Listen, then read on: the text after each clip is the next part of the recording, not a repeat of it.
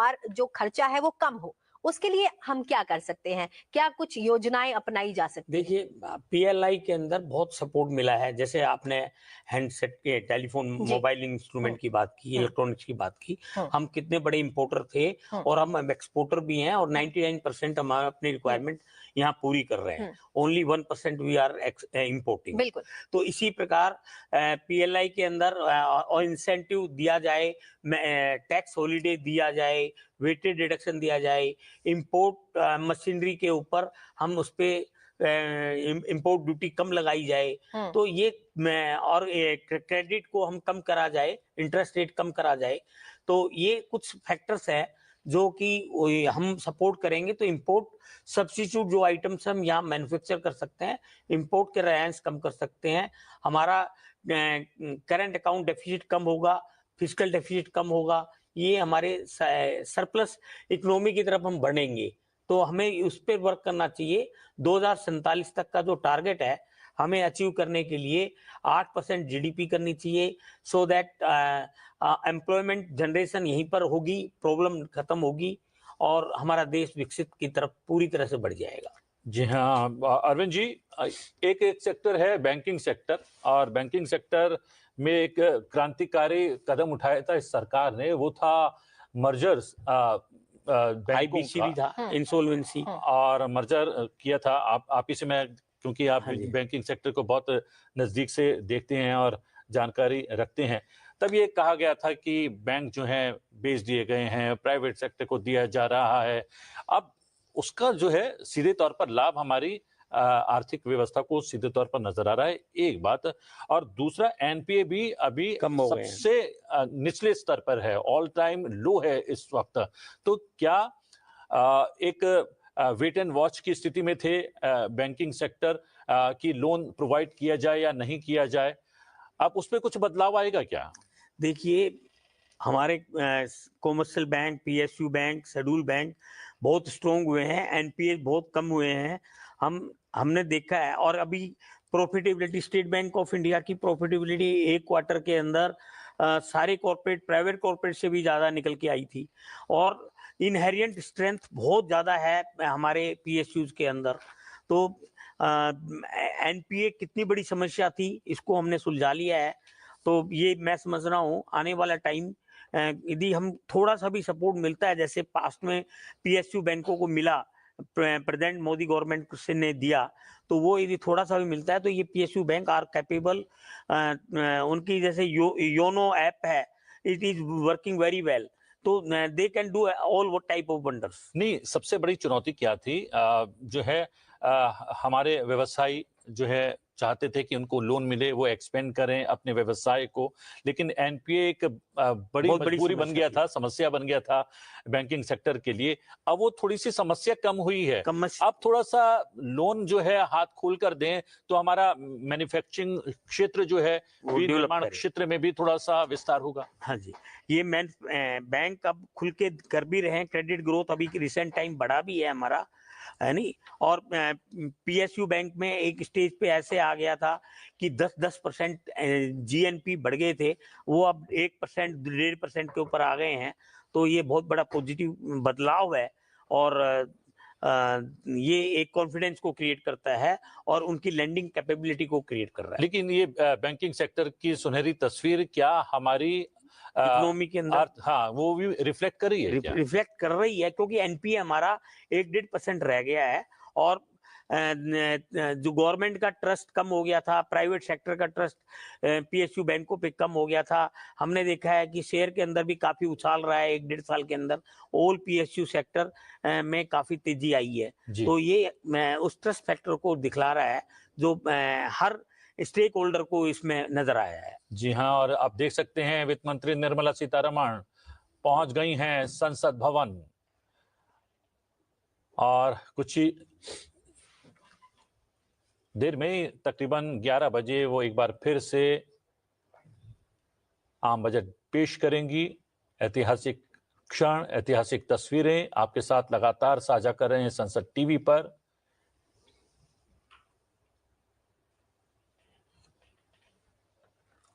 और संसद भवन के भीतर जाती हुई और हम बता दें कि कैबिनेट के पास जाएंगी वित्त मंत्री, कैबिनेट से जो है हरी झंडी मिलेगी, तब ये आम बजट पेश किया जाएगा। ये परंपरा है, ये प्रक्रिया है बजट पेश करने की।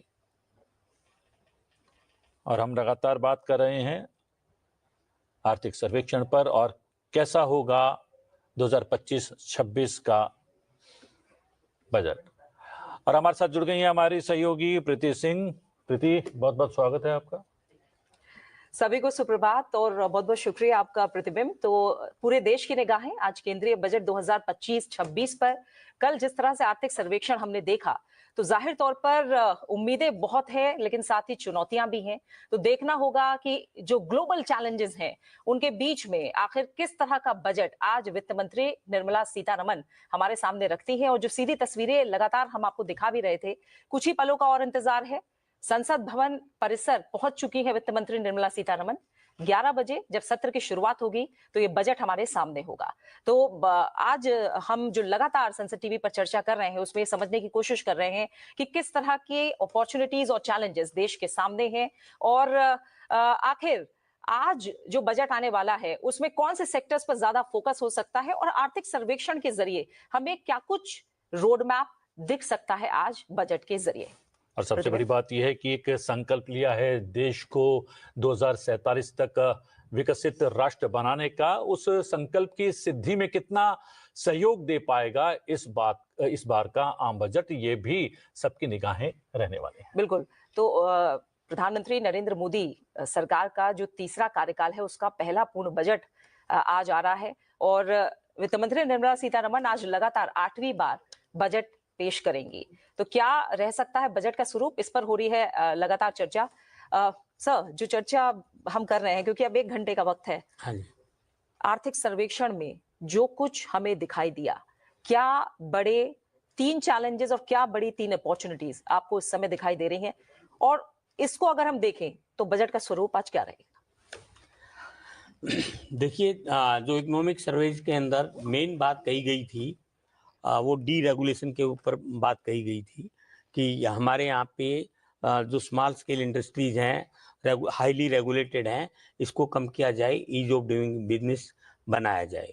और बाकी जो बजट की बात कर रहे हैं तो इसके ऊपर मैं समझता हूँ टैक्स रैशनलाइजेशन होना चाहिए, फिस्कल डेफिसिट को कंट्रोल करना चाहिए, डेवलपमेंट की घोषणाएं होनी चाहिए, कैपिटल एक्सपेंडिचर जो अभी हमारा लास्ट टाइम 11,10,000 करोड़ से बढ़कर it should be 13 lakh crore के करीब जाना चाहिए।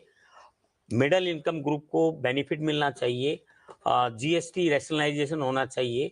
मिडिल इनकम ग्रुप के अंदर जो हमारा बेस है वो 2.5 लाख से कुछ 5 लाख तक या न्यू टैक्स रिजीम के अंदर बढ़ना चाहिए, और जो 30% टैक्स है 15 लाख से ऊपर उसको 20 लाख तक आई थिंक उस लिमिट को बढ़ा देनी चाहिए।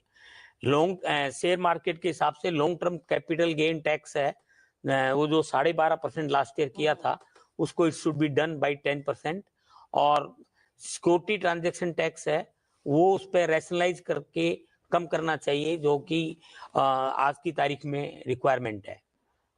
और सबसे बड़ी बात यह है कि वित्त मंत्री निर्मला सीतारमण पहुंच गई हैं संसद भवन के भीतर, और डॉक्टर एस.सी. अग्रवाल, बहुत बहुत धन्यवाद आपका, अपने समय निकाला। और क्या कुछ प्रावधान होने चाहिए इस बार के आम बजट में? जी, हम देख भी सकते हैं वैश्विक अर्थव्यवस्था 2023 में 3.3% की दर से बढ़ी है, और हम जानते हैं कि जिस तरह से मैंने जिक्र किया प्रतिबिंब की ग्लोबल चैलेंजेस बहुत ज्यादा हैं, बहुत सारे ऐसे फैक्टर्स हैं जिनका असर दुनिया भर की अर्थव्यवस्थाओं पर पड़ रहा है।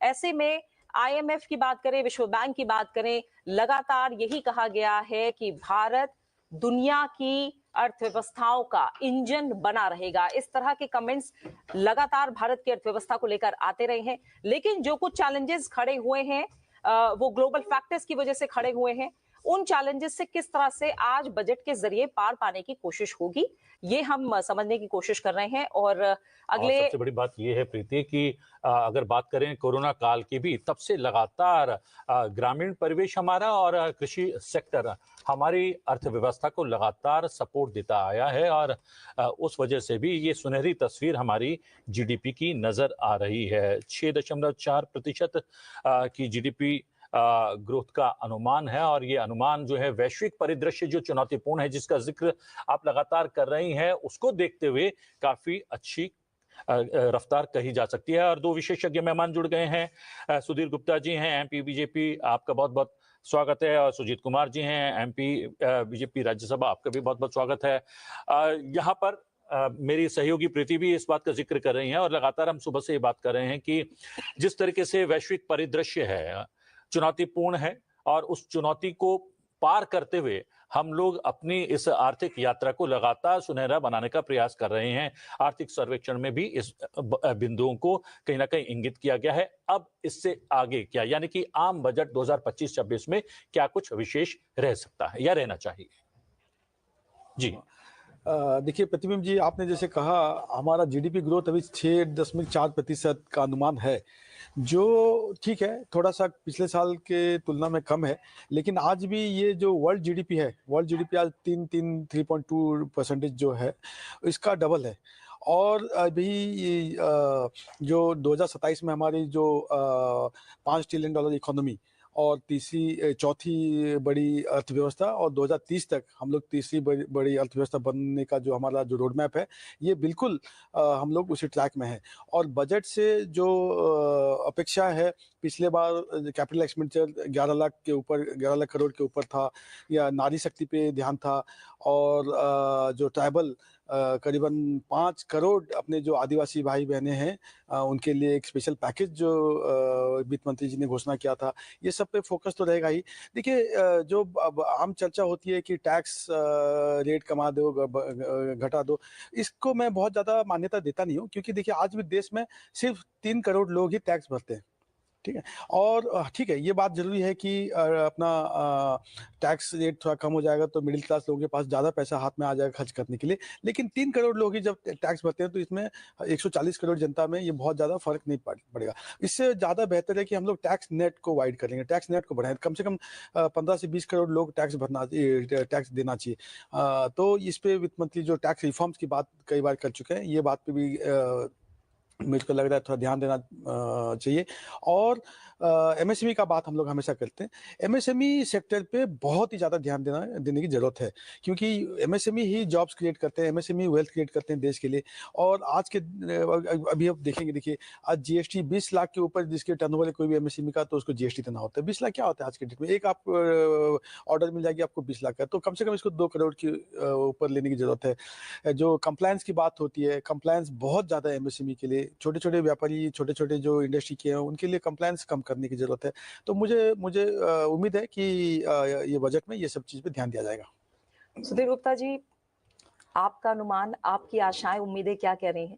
प्रधानमंत्री जी ने जब सत्र शुरू होने से पहले कुछ संक्षिप्त अपना संदेश दिया, माँ लक्ष्मी का जिक्र था, गरीबों का जिक्र था, मिडिल क्लास का जिक्र था, आप क्या समझ रहे हैं? नहीं, मुझे जो लगता है, मुझे प्रधानमंत्री जी के साथ सांसद के रूप में काम करते करते ये तीसरा दौर है, और हमने जब 2014 में कदम रखा था तब एक आधार बनाया था अंत्योदय, यानी बेसलाइन ये है कि गरीबों के कल्याण पर ज्यादा फोकस देंगे। और अगर जब गरीबों के कल्याण की बात करते हैं तो निश्चित रूप से इंडस्ट्रियलाइजेशन की तरफ ध्यान जाता है, इंफ्रास्ट्रक्चर की तरफ ध्यान जाता है, देश की अपनी आर्थिक व्यवस्थाओं को सुदृढ़ करने की तरफ ध्यान जाता है, क्योंकि बिना बजटीय व्यवस्थाओं की यह संभव नहीं। और जब हमने फर्स्ट टाइम देखा कि कुल 13,90,000 करोड़ रेवेन्यू था, कंट्री डेफिसिट में थी, डेफिसिट में तो आज भी होगी, मगर मुझे लगता है कि ये जो बजट आज आएगा ये 50 लाख करोड़ से ऊपर का एक्सपेंसेस बजट होगा।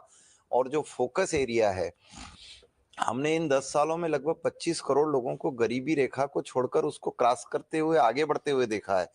और बेसलाइन पर जो काम हुआ है उसको लोगों के बनते हुए घर देखे। अभी हमने देखा 3 करोड़ नए मकान बनाने का और सपना माननीय प्रधानमंत्री जी के मन में, उसको संकल्प के रूप में आगे बढ़ाया है। तो लोगों को पीने का पानी नहीं था, आज करोड़ों घरों में जल जीवन मिशन है, लोगों को स्वास्थ्य की सुविधाओं में अपने गहने बिक जाते थे, आज करोड़ों लोगों के पास 5 लाख रुपए का आयुष्मान कार्ड है, लोगों के घर पर बिजली कनेक्शन है, यानी बेस लाइन पर तो काम हुआ है और इंडस्ट्रियलाइजेशन ने ग्रोथ लिया है, तभी तो रेवेन्यू सेक्टर में हमारी बढ़त आई है। और मैं समझता हूं कि जो मानक आज देश में सुधारे हैं, स्वच्छता से लेकर ईज ऑफ डूइंग बिजनेस के रैंकिंग को ही देखेंगे हम, तो हमने कितना बड़ा इजाफा कर लिया। 142 से हम 60 के आसपास आकर ठहर गए हैं ना, इतना बड़ा चेंज 10 सालों में, और वही झलक आपको बजट में फिर दिखने वाली। लेकिन अगर बात करें जो सुनहरी तस्वीर नजर आ रही है हमारी आर्थिक रूप से, उसका ज्यादातर श्रेय जो है सर्विस सेक्टर को दिया जा सकता है। मैन्युफैक्चरिंग विनिर्माण क्षेत्र में वो गति देखने को नहीं मिली है, वो गति देखने को मिले या निर्मित हो, उसके लिए क्या प्रावधान होने चाहिए? देखिए, विनिर्माण सेक्टर में अगर हम बात करें रैंकिंग की, तो 0 से 50 उसका बेसलाइन है, तो 0 से 50 तक करने वाला जो अंक है उसको तो हम डाउन मान सकते हैं, लेकिन कंट्री तो अभी 50 से 60 पर खड़ी है साहब, तो इसको विनिर्माण सेक्टर को आप कहाँ कम करके आंक सकते हैं? यानी हमने ग्रोथ तो लिया है। और मैं एक बात बताऊं, विनिर्माण सेक्टर के अलावा अगर आप सारी चीजों के बेसलाइन पर देखें, यानी रेवेन्यू जनरेट होता है और उसके बाद एक्सपेंसेस सेक्टर को देखें, तो डिफेंस में हम 2 लाख करोड़ खर्च करते थे, पिछली बार 6 लाख करोड़ से ऊपर का बजट था। हमारे पास सारे संसाधन ने, अभी सर बता ही रहे थे 11 लाख करोड़, 2 लाख करोड़ से उठकर 11 लाख करोड़ अगर इंफ्रास्ट्रक्चर में कोई कंट्री खर्च करती है, ये तो अमेजिंग है, अद्भुत है साहब। तो मैं तो आशावादी हूं, और मैं जानता हूं कि बहुत ज्यादा आंकड़ों में न उलझते हुए भी अगर 140 करोड़ लोगों के पास काम खड़ा हो जाए, 80 करोड़ लोग राशन निशुल्क पा रहे हैं, और आप देखिए कि हर सेक्टर को छूने का प्रयास किया है, चाहे वो एग्रीकल्चर हो, चाहे वो इरिगेशन हो, चाहे वो हेल्थ हो, स्टूडेंट के विषय में बात करो, फीमेल सेक्टर में बात करो, तो वो जो बजट है उसकी आशाएं अभी सभी सेक्टर को लगी है। और मैं इसमें आशान्वित हूं कि आज निर्मला सीतारमन जी का ये जो 8वां बजट है, ये कमाल का रहने वाला है। बिल्कुल। एक और मेहमान प्रोफेसर अनुपम अग्रवाल हमारे साथ जुड़ गए हैं। प्रोफेसर अग्रवाल, स्वागत है, शुक्रिया संसद टीवी के साथ जुड़ने के लिए। तो तमाम चर्चा लगातार जारी है और जैसा दोनों खास मेहमान जिक्र भी कर रहे हैं कि सरकार का फोकस विकसित भारत के सपने को पूरा तो करना ही है, इंक्लूसिव ग्रोथ को लेकर साथ में चलना है। कुछ चैलेंजेस जैसे मैन्युफैक्चरिंग सेक्टर की बात हुई है, उस पर भी कुछ चैलेंजेस हैं जिनसे पार पाना है, पोटेंशियल बहुत ज्यादा है हमारे आगे और उसे हमें कहीं ना कहीं पूरा करना है। आपकी नजर में बजट के जरिए किन बातों पर फोकस रह सकता है, क्या कुछ आ सकता है सामने आज? जी अनुपम जी। जी, मैं एमके अग्रवाल जी, मुझे लगता है कि जिस प्रकार के सेक्टोरल पैटर्न पर अब चेंजेस हो रहे हैं, एक बार क्वेश्चन रिपीट करेंगे आप? प्रोफेसर अग्रवाल, हम आपके जरिए समझना चाह रहे थे, आपका अनुमान, आपकी आशाएं उम्मीदें क्या कह रही हैं, क्योंकि आर्थिक सर्वेक्षण ने बहुत कुछ बताया, मेहमान भी लगातार चर्चा कर रहे हैं कि जो इंक्लूसिव ग्रोथ है उस पर लगातार सरकार का जोर रहा है। विकसित भारत, हमें 2047 तक इस सपने को पूरा करना है। ऐसे में जो हमारा ग्रोथ रेट है उसको बनाए रखना होगा, उसमें लगातार सुधार करना होगा। तमाम चैलेंजेस के बीच ये करना एक चुनौती भी है सरकार के सामने। आपकी नजर में कौन से बड़े सेक्टर्स हैं जिनमें फोकस रह सकता है? बजट के जरिए क्या बड़ी बातें हैं जो आज पूरी हो सकती? देखिए, मुझे जो लगता है कि इस सरकार की जो स्ट्रेटजी रही है 2014 से लगातार आप देखें तो हर साल किसी न किसी नए सेक्टर को सृजित करना। जैसे कल तक आप टूरिज्म को सोचते थे कि भारत में बहुत बड़ा ये योगदान नहीं दे सकता, और उसी क्रम में आप देखते हैं तो आज भारत में टूरिज्म एक बहुत बड़ा ग्रोथ इंजन बन चुका है। इसी प्रकार से देखते हैं तो डिफेंस इक्विपमेंट मैन्युफैक्चरिंग में भारत की कोई भूमिका नहीं हुआ करती थी। आज अगर आप देखते हैं तो डिफेंस इक्विपमेंट्स में हम बहुत तेजी से इमर्ज कर रहे हैं, मैन्युफैक्चरिंग में भी और एक्सपोर्ट में भी हम बहुत तेजी से इमर्ज कर रहे हैं। इलेक्ट्रॉनिक सेक्टर पर्टिकुलरली अगर आप मोबाइल में देखते हैं, और धीरे धीरे हम बढ़ रहे हैं लैपटॉप या इस तरह की तरफ हम बढ़ रहे हैं, तो ये भी एक हमारा बहुत बड़ा ग्रोथ इंजन बन रहा है। यानी कि हम लगातार जिक्र कर रहे हैं एक नए ग्रोथ इंजन को सृजित कर रहे हैं। एजुकेशन सेक्टर को अगर आप देखते हैं, कल तक हम मानते थे केवल हम अपने स्टूडेंट्स को विदेशों में भेजते हैं। आज अगर भारत में देखते हैं, बहुत बड़ी संख्या आना प्रारंभ हो गई। ये सारे लक्षण किस बात के हैं कि हम नए सेक्टर को सृजित कर रहे हैं। जो ग्रोथ मोमेंटम भारत में आया है, ठीक है कि हमने जो है सृजित किया है अपने यहाँ, नए प्रकार से डिमांड को और बूस्ट किया है और उसके लिए इस बजट में और भी प्रयास होते हुए नजर आ रहे हैं। इसी क्रम में 8वां वेतन आयोग भी गठित किया गया है। लेकिन इसी क्रम में आप देखिए लगातार नवाचार के माध्यम से या स्टार्टअप के माध्यम से हम लगातार नए ग्रोथ को प्रोत्साहित कर रहे हैं। किसी भी सेक्टर को उठा करके देखिए, इकोनॉमिक सर्वे कहता है कि हमारा एग्रीकल्चर जो इस बार बढ़ा, बहुत तेजी से बढ़ा है। इसी प्रकार से अगर हम देखते हैं मैन्युफैक्चरिंग सेक्टर को देखते हैं, ठीक है मैन्युफैक्चरिंग उतना क्यों नहीं है, क्योंकि हमें ये भी सोचना होगा कि हमने मैन्युफैक्चरिंग को बहुत इग्नोर किया, खासतौर पर 91 के बाद से। अब जाकर के प्रधानमंत्री जी ने जब कहा मेक इन इंडिया पर हमें फोकस करना पड़ेगा, तब जाकर के हम बाउंस बैक कर रहे हैं। इसमें समय लगता है, फिर भी हम मुझे लगता है जिस प्रकार से गाड़ी आगे बढ़ रही है, अच्छी दिशा में बढ़ रही है। अब बात आती है कि इस ग्रोथ का रियल एक और पिलर है जिसको प्राय हम लोग ग्रोथ को डिस्कस करने में इग्नोर कर देते हैं। वो क्या है? इंक्लूसिव ग्रोथ स्ट्रेटेजी है। अगर इस सरकार की फिलॉसफी अगर आप देखेंगे तो क्या है कि inclusive growth strategy, big push strategy, नवाचार आप देखते हैं, ह्यूज इन्वेस्टमेंट एक साथ करते हुए आप देखेंगे।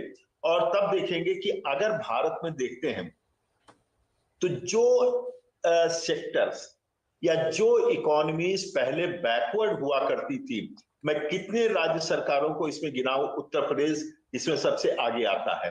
पूर्वोत्तर के राज्य को कभी हम गिनते नहीं थे, आज पूर्वोत्तर के राज्य विकास से लबालब हो रहे हैं। वो भारत के विकास में जितना कर सकते हैं छोटे होने के नाते सहयोग कर रहे हैं। कश्मीर को आप देखते हैं, कल तक हम किस रूप में देखते थे, आज अगर हम जम्मू कश्मीर को देखते हैं, हमारा एक नया ग्रोथ इंजन बन रहा है स्टेट के रूप में। तो ये मैं कह सकता हूं कि इंक्लूसिव ग्रोथ स्ट्रेटजी चाहे पर्सनल लेवल पर देखें, लोगों के स्तर पर देखें, तो राज्य के स्तर पर देखें, तो सेक्टोरल पैटर्न पर अगर देखते हैं तो एमएसएमई को हमने इग्नोर कर दिया था, एग्रीकल्चर को इग्नोर कर दिया था, जिस पर हमारा एक बहुत बड़ा पॉपुलेशन निर्भर करता है और सरकार से अपेक्षा भी कम रखता है। वो सेक्टर आज अगर कंट्रीब्यूट कर रहे हैं भारत की। बिल्कुल प्रोफेसर अग्रवाल, और डिटेल में हम आपको आपकी बात को समझेंगे। मैं चाहूंगी जो दोनों मेहमान हैं, आपने एक बड़ा पॉइंट उठाया जिस पर मैं आगे चर्चा भी जारी रखना चाहती थी। आप दोनों अलग अलग राज्यों से आते हैं। सुधीर जी, अगर आपसे पहले मैं समझूं, जो बात अभी प्रोफेसर अग्रवाल ने भी कही कि राज्यों को अपनी भूमिका में सुधार करना होगा, इंक्लूसिव ग्रोथ सबको साथ में लेकर तो चलना है, सभी राज्यों को अपनी भूमिका भी निभानी है। आर्थिक सर्वेक्षण में भी इस बारे में बात कही गई। जापान, दक्षिण कोरिया का जिक्र किया गया, कुछ राज्यों का जिक्र किया गया, किस तरह से उन्होंने अलग अलग सेक्टर्स में महिलाओं की भूमिका को बढ़ाया है। राज्यों की भूमिका को लेकर आप कितना अहम रोल समझते हैं जब आप विकसित भारत के टारगेट की बात करते हैं? अभी उड़ीसा में 2 दिन तक उत्कर्ष उड़ीसा करके एक सम्मेलन हुआ था, जहां पे प्रधानमंत्री जी गए थे और उन्होंने कहा विकसित भारत तभी संभव है जब विकसित उड़ीसा होगा, जब विकसित असम होगा, विकसित तमिलनाडु होगा, विकसित अरुणाचल होगा। और जैसे प्रोफेसर अग्रवाल ने भी बताया कि 60 साल 70 साल तक, 50-60 साल तक पूर्व भारत और पूर्वोत्तर भारत पे ध्यान नहीं थी सरकार की, केंद्र सरकार की। और प्रधानमंत्री जी आने के बाद पूर्वोदय, उनकी जो विजन है Purvodaya will be the growth engine of India, north east and east India. तो ये अभी बहुत ही ज्यादा फोकस है प्रधानमंत्री जी का पूर्व भारत पे और पूर्वोत्तर भारत पे। तो राज्यों की जब विकास होगी, अभी जो 12 इंडस्ट्रियल क्लस्टर बन रहे हैं तो विभिन्न राज्यों में बन रहे हैं, तो इसमें से जो जॉब क्रिएट होगी, इसी से ही देश की विकास होगी। और जो 2047 तक हम लोग विकसित भारत का बात कर रहे हैं, और जो मैन्युफैक्चरिंग का बात कर रहे थे, 50-60 साल तक क्यों मैन्युफैक्चरिंग को इग्नोर किया गया? आज ग्लोबली इंडिया का शेयर है 2.8% मैन्युफैक्चरिंग में, 2.8%। चाइना का है 28.8%, लगभग 10 गुना हमसे ज्यादा। तो इसके लिए जिम्मेदार कौन है? तो प्रधानमंत्री जी आने के बाद make in India, digital India, startup India, ये इतने सारे उन्होंने जो इनिशिएटिव स्टार्ट किए, इसका फर्क अभी हमको दिखने को मिल रहा है। आज देखिए R&D में, मैन्युफैक्चरिंग आप कैसे सक्सेसफुल होंगे? मैन्युफैक्चरिंग में आप सफलता तभी मिलेगी जब आपका R&D स्ट्रांग हो। आज 0.7% हमारे GDP का R&D में खर्च होता है, 0.7%। चाइना खर्च करता है 2.2, यूएसए खर्च करता है 3.2, इजराइल 4.5, साउथ कोरिया 4.2। तो जब हम लोग R&D में, रिसर्च में खर्च नहीं करते थे इतने सालों तक, तो मैन्युफैक्चरिंग सेक्टर हम लोग का नेगलेक्ट हुआ था। लेकिन अभी ये सब बदल रहा है। अभी नया भारत जो हम लोग देख रहे हैं, अभी डिफेंस का बात भी किया प्रोफेसर अग्रवाल ने। पहले हम लोग 70% हमारा जो रक्षा का सामान था, हम लोग इम्पोर्ट करते थे। आज वो गिर के 25% हो गया। अभी इस साल टारगेट 50 1000 करोड़ का एक्सपोर्ट डिफेंस में, मैन्युफैक्चरिंग सेक्टर में।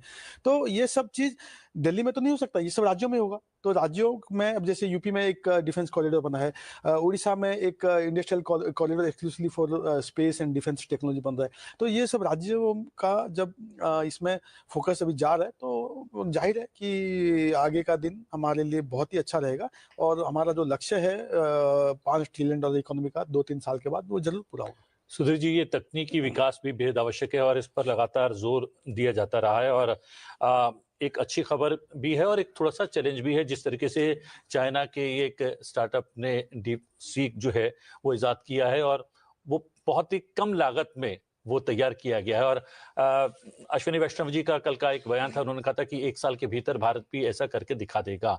इसके लिए R&D की कितनी आवश्यकता है, निवेश की कितनी आवश्यकता है और स्टार्टअप पर जो ध्यान दिया गया है उसको कैसे और स्ट्रीमलाइन करना पड़ेगा? देखिए, इसमें बड़ा स्पष्ट है, अश्विन वैष्णव जी ने तो उसको कल स्पष्ट किया ही है जी। और देश लगातार जिस तैयारी पर है, तो मैं समझता हूं कि ये जो चुनौतियां वैश्विक स्तर से आई है, हम एक ही साल में चाइना को पीछे भी करेंगे, लागत भी कम करेंगे और आर्टिफिशियल इंटेलिजेंसी के सेक्टर में जितनी तेजी से मोदी जी ने ध्यान फोकस किया है, तो विश्व भी अचंभित रहने वाला है कि हम टेक्नोलॉजी को यूज करने वाली एक ऐसी कंट्री बनेंगे जो हमारे। और दूसरी सबसे बड़ी बात है कि वर्ल्ड बैंक ने और IMF ने भी भारत को और ग्रोथ इंजन शब्द से उल्लेखित किया है ना, इस सेक्टर में डेवलपमेंट को हम साथ लेकर चल रहे हैं। लेकिन मैं एक बात साथ में ये भी कहना चाहता हूं कि मोदी जी का जो फोकस है एरिया, वो हर कास्ट पर है, हर सेक्टर पर है।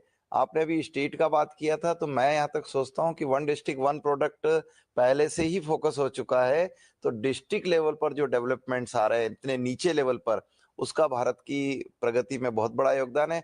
पर्टिकुलर हम जनजातीय सेक्टर में बात करें तो एजुकेशन का फोकस में 470 से अधिक एकलव्य विद्यालय अगर देश में डेवलप हुए हैं और 1.25 लाख ट्राइब्स बच्चे अगर उनमें पढ़ रहे हैं, तो ये बहुत बड़ी उपलब्धि है। 30 मेडिकल कॉलेज अकेले और ट्राइब्स एरिया के लिए डेवलप हुए हैं। उत्कर्ष गांव ट्राइब्स के जिसमें 80,000 करोड़ का बजट है, यानी फोकस हर जाति में है, हर सेक्टर में, हर डिस्ट्रिक्ट में है और हर एक फील्ड में है। ये आशान्वित भारत को एक उजले पक्ष की तरफ ले जा रहा है। जी, सुजीत जी, कहीं ना कहीं ये जो घटना घटी है चीन में, वो हमारे लिए एक आशा की किरण की तरह भी है, क्योंकि हम लोग भी विशेष रूप से प्रधानमंत्री स्टार्टअप्स पर बहुत ध्यान दे रहे हैं और स्टार्टअप्स की संख्या लाखों में पहुंच गई है पिछले कुछ बरसों में।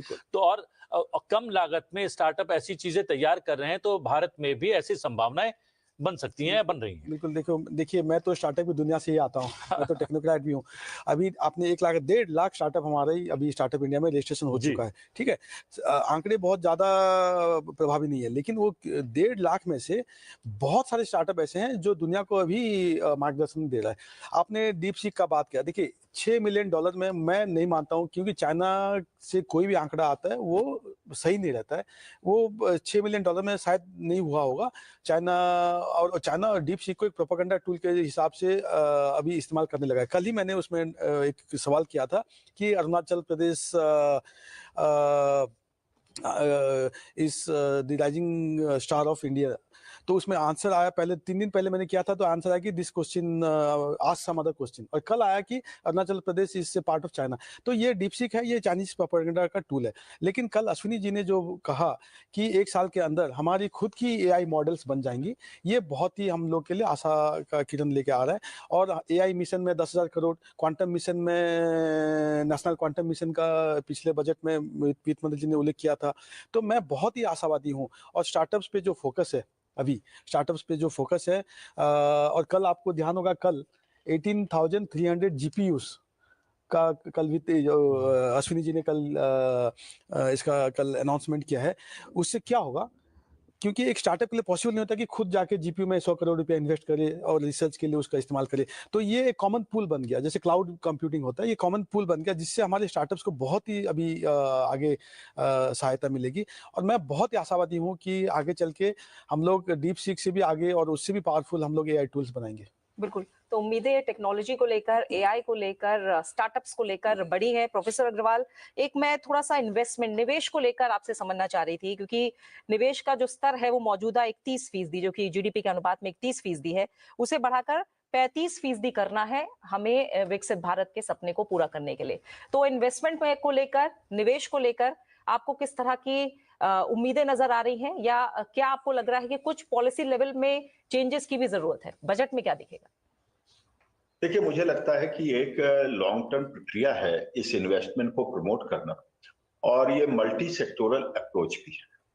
मल्टी सेक्टोरल के साथ साथ ये डोमेस्टिक और ग्लोबल अप्रोच लेकर के चलना होगा, क्योंकि एक निर्धारित लेवल के बाद जब हम इन्वेस्टमेंट बढ़ाते हैं, तेजी से बढ़ाते हैं, तो उसके लिए हमें कई जो है उपयुक्त वातावरण तैयार करना पड़ता है, जो एक बजट में संभव नहीं हो सकता है। उदाहरण के तौर पर अगर हम देखते हैं तो हमने क्या किया है, बैंकों में जो हमारी इनएफिशिएंसी थी उसको बहुत तेजी से घटा दिया एनपीए की फॉर्म में। दूसरा अगर देखते हैं तो मार्केट में कैपिटलाइजेशन बहुत तेजी से इस वर्ष बढ़ा है। आगे इसी प्रक्रिया को और बढ़ाने की तैयारी है। आप चाहे आईपीओ के माध्यम से देखें, चाहे म्यूचुअल फंड के माध्यम से देखें, तो मार्केट में कैपिटलाइजेशन बढ़ रहा है, यानी कि वो फ्रेश इन्वेस्टमेंट की तरफ जा रहा है। तीसरा आप देखते हैं हम डिमांड जनरेशन की तरफ बहुत तेजी से बढ़ रहे हैं। प्रधानमंत्री जी का पूरा फोकस है आज भारत बहुत तेजी से आगे क्यों बढ़ पा रहा है। निवेश के साथ साथ भारत ही एक ऐसा बड़ा राष्ट्र है जो अपने यहाँ डोमेस्टिक डिमांड को बूस्ट कर पा रहा है। चाइना इसमें फेल हो गया है, यही कारण है कि उसकी इकोनॉमी 4% के ऊपर नहीं जा पा रही है, बहुत प्रयास करने के बाद भी। हमारे यहाँ अभी भी बहुत से अनटैप्ड पोटेंशियलिटीज हैं। फिर आप देखेंगे कि ग्लोबल माहौल क्या है। ग्लोबल माहौल में इस समय यूरोप, अमेरिका, चाइना, इन बड़ी कंट्रीज में बहुत अच्छे वातावरण नहीं है आर्थिक रूप से, और चाइना के प्रतिकूल एक विश्व का आर्थिक वातावरण बन रहा है। ये भारत के लिए एक उपयुक्त वातावरण, क्योंकि हमारा जो घरेलू वातावरण है आर्थिक रूप से, अन्य रूप से भी देखते हैं तो हमारे लिए पॉजिटिव होता है। मैं इसका एक बड़ा अच्छा चित्रण देता हूं अक्रॉस द पार्टी लाइंस। अभी एक बैठक हुई डवोस में वर्ल्ड इकोनॉमिक फोरम पर, और वहां पर आप देखेंगे तो हमारे 8 राज्य गए थे। उन 8 राज्य में केरल था, तमिलनाडु था, महाराष्ट्र था, आंध्र प्रदेश, तेलंगाना, पश्चिम बंगाल, उत्तर प्रदेश, कर्नाटक था। कर्नाटक साथ में नहीं आया, बाकी सभी राज्य मिलजुल करके डवोस में काम कर रहे थे। केवल 2 पवेलियन में 6 राज्य थे, जिसमें रूलिंग पार्टी के वाले राज्य भी थे और जो अपोजिशन वाले थे, और सब अपने अपने राज्यों के लिए निवेश आकर्षित कर रहे थे।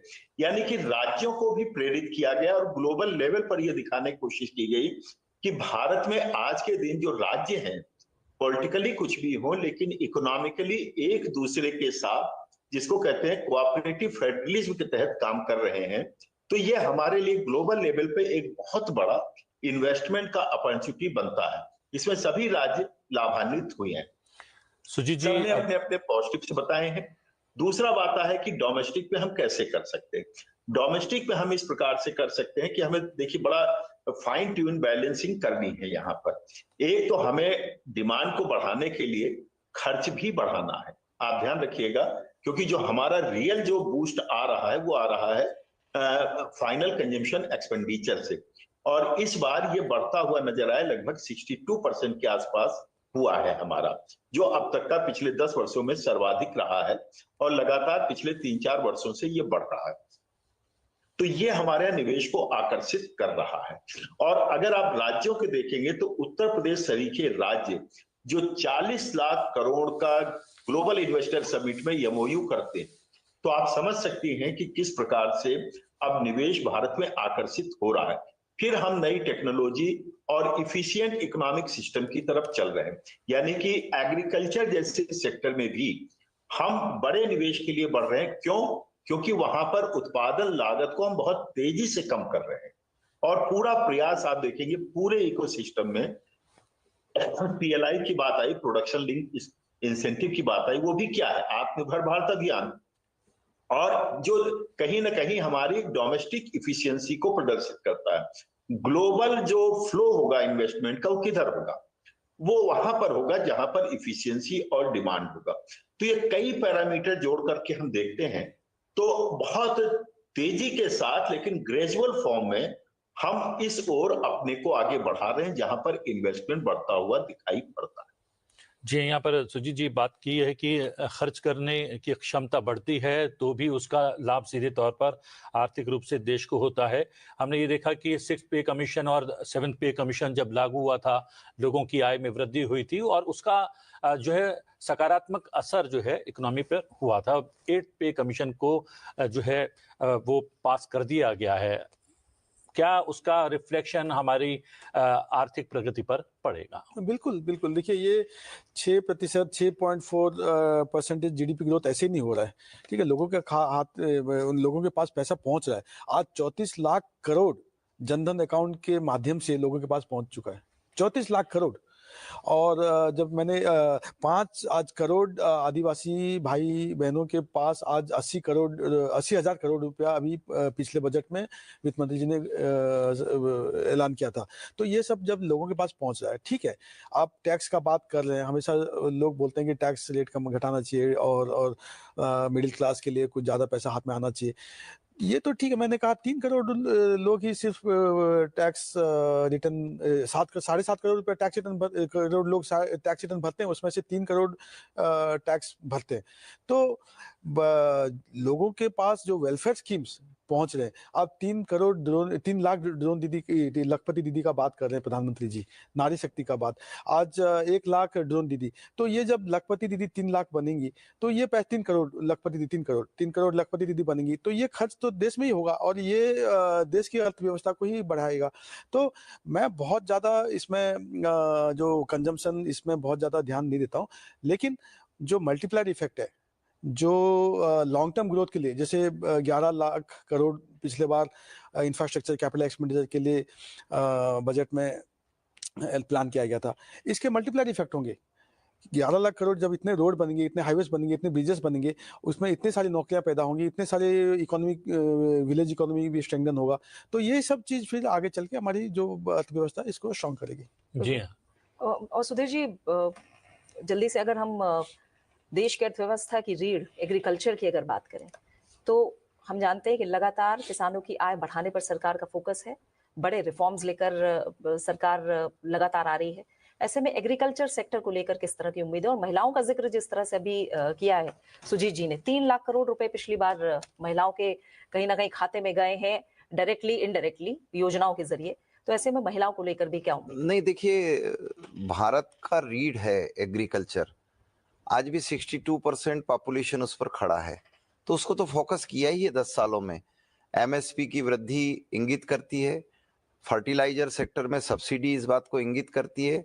पीएम किसान योजना के तहत एक साथ एक मुश्त किसानों को, करोड़ों किसानों को पेमेंट, ये भी इंगित करती है।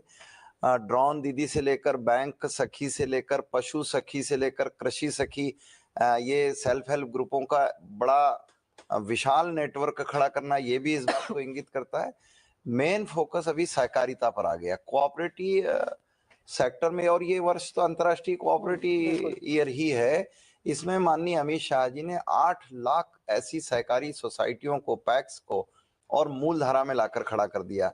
तो अभी जो भारत की प्रगति का बहुत बड़ा आधार इन सालों में बनने वाला है, वो सहकारी सेक्टर से जुड़े हुए करोड़ों लोग हैं, जो अपनी आमदनी को तो बढ़ाएंगे ही बढ़ाएंगे। कॉमन सर्विस सेंटर से लेकर पेट्रोल पंप तक, वेयर हाउसिंग से लेकर सारी सर्विसेज अब कोऑपरेटिव सेक्टर की तरफ धीरे धीरे शिफ्ट हो रही है। तो भारतीय इकोनॉमी का आधार जो किसान रहा है, किसानों को मजबूत करने के लिए नीचे बेस लाइन पर विश्वकर्मा योजना है। आज अभी मुद्रा बैंकिंग में 10 लाख से 20 लाख कर दिया गया। स्वनिधि स्ट्रीट वेंडर जो गांव-गांव में रहते हैं, शहरों में रहते हैं, उनके डेवलपमेंट्स के सारे काम खड़े किए हैं। डिजिटलीकरण हुआ है, तो पानी पता सा बेचने वाला भी अपनी बैंकिंग फैसिलिटी को पा रहा है। इतना इजी हो गया है। तो मैं समझता हूँ महिला सेक्टर में तो बहुत बड़ा चेंजेस आया है। नारी बंधन अधिनियम इस बात को प्रूव कर रहा है कि हम बहुत तेजी से असेंबली कॉन्स्टिट्यूंसी में और लोकसभा कॉन्स्टिट्यूंसी में महिलाओं की उपस्थिति दर्ज कर पाएंगे। तो जब महिलाओं का जनप्रतिनिधित्व आएगा, तो आर्थिक उन्नति के सेक्टर में भी उनको फोकस एरिया में लाकर खड़ा किया है।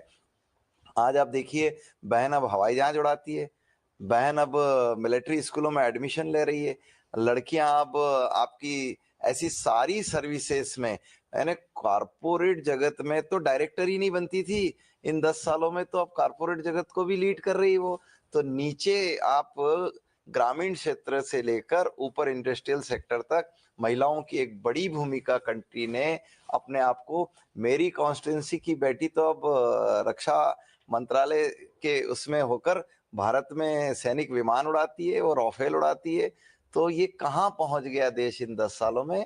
तो मैं समझता हूं कि उस सेक्टर को भी अछूता नहीं रखा और बहुत तेजी से आगे बढ़े हैं। सुजीत जी, बड़ी बात यह है कि कृषि क्षेत्र के लिए जो सरकार ने कदम उठाए हैं वो कारगर भी सिद्ध हो रहे हैं और कृषि क्षेत्र से भी रिटर्न मिल रहा है। कोरोना काल में जब वैश्विक चुनौतियां सामने खड़ी थी, तब भी हमारी अर्थव्यवस्था को कहीं ना कहीं सपोर्ट मिला, या फिर कह सकते हैं हमारी अर्थव्यवस्था बचाई वो कृषि क्षेत्र ने। और दूसरा, जो डिमांड की बात की जा रही है वो शहरी क्षेत्रों में के अनुपात में ग्रामीण क्षेत्र में ज्यादा बड़ी है, उसका भी लाभ सीधे तौर पर हमें हमारी अर्थव्यवस्था को मिल रहा है। क्या ये बात सही है? बिल्कुल सही है। देखिए, प्रधानमंत्री जी हमेशा कहते हैं कि देश में फ्रीबी कल्चर नहीं होनी चाहिए, और मैं ये फ्रीबी और वेलफेयर में एक जो डिफरेंस है उसका जिक्र करना चाहता हूँ। देखिए, जैसे मैंने कहा, जैसे सुधीर भाई ने कहा कि जो स्ट्रीट वेंडर्स के लिए Svanidhi scheme, 80 lakh street vendors को जब प्रधानमंत्री जी स्वनिधि स्कीम के तहत उनको एम्पावर कर रहे हैं, तो ये कहीं ना कहीं वो देश की अर्थव्यवस्था में वो शामिल होता है।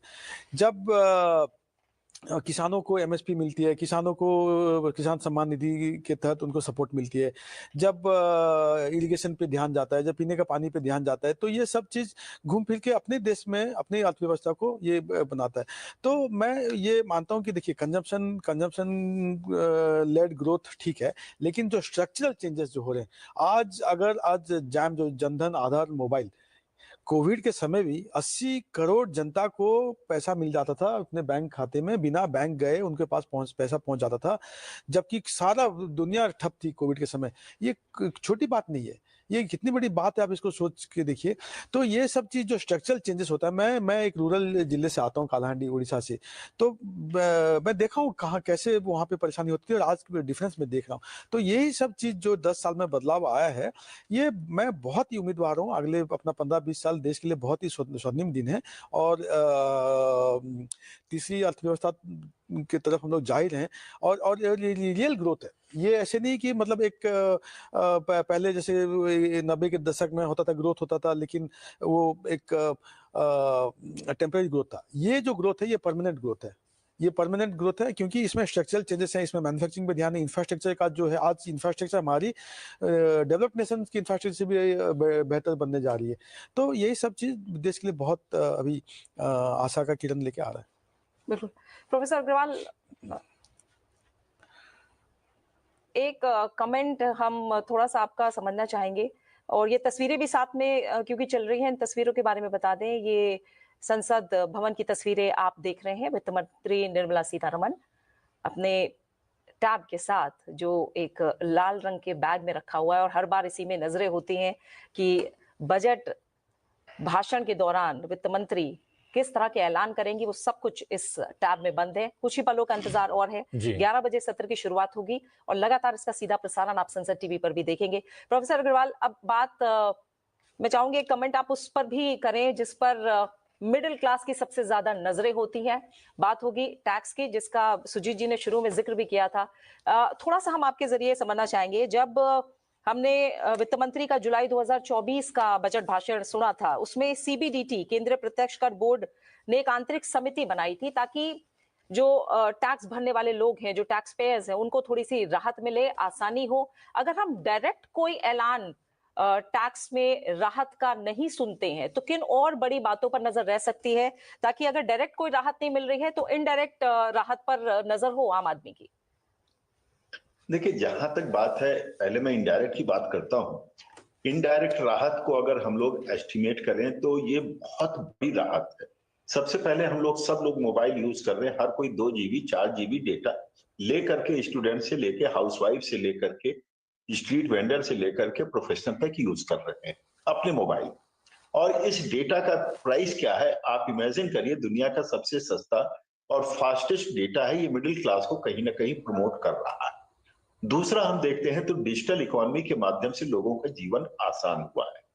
इसी प्रकार से अगर हम देखते हैं तो जो इंफ्रास्ट्रक्चर डेवलप हुआ, वर्ल्ड क्लास इंफ्रास्ट्रक्चर, ट्रांसपोर्ट के फॉर्म में देखें तो एविएशन के रूप में देखें या बैंकिंग रिफॉर्म के रूप में देखें, किसी भी टाइप के देखें, हम बिल पेमेंट देखते हैं, तो ये सारी चीजें कहीं ना कहीं एक मिडिल क्लास का जो हैरेसमेंट हुआ करता था ऑफिसेज में, उससे बचत की बात है। हर जगह टाइमलाइन निर्धारित हो गया है, सिंगल विंडो क्लियरेंस टाइप की चीजें ये सर्वाधिक अगर किसी को प्रभावित करती है तो मिडिल क्लास के जीवन को आसान करती हुई नजर आ रही।